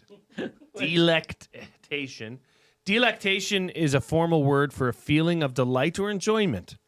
Can also be used to refer to the source of such feelings. A feeling of delight or enjoyment. Yeah. Oh, that's nice. So it is something it is related to something being delectable. The resort staff left a sampling of fine chocolate in our room for our delectation. Yeah, so delectable means delicious. Oh, but see, I thought, You I said went the with the D. D, like they take out the deliciousness. Okay. Say the sentence again. For lovers of art and architecture, Paris offers visitors a peerless abundance of delectations. Delectations. That's pretty cool. That's a nice word, Jay. Thanks for being so nice to everybody. That's my job, Reid. That's why they call me the glue guy. That's part of your job. Hey, by the way, if you've been texting us this afternoon, 780-218-9999, that is the inbox presented by River Cree Resort and Casino featuring Italia Restaurant, home of the $6.99 brunch special from 11 a.m. to 4 p.m.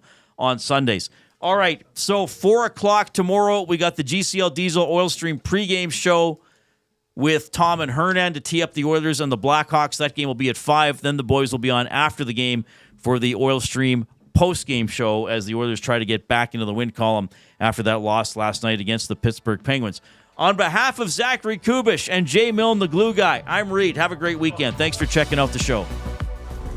Get to know the winners, props, plays, parlays, and more with Nielsen and Hustler. Weekday mornings at 11 on The Lock Shop. Only on EdmontonSportsTalk.com.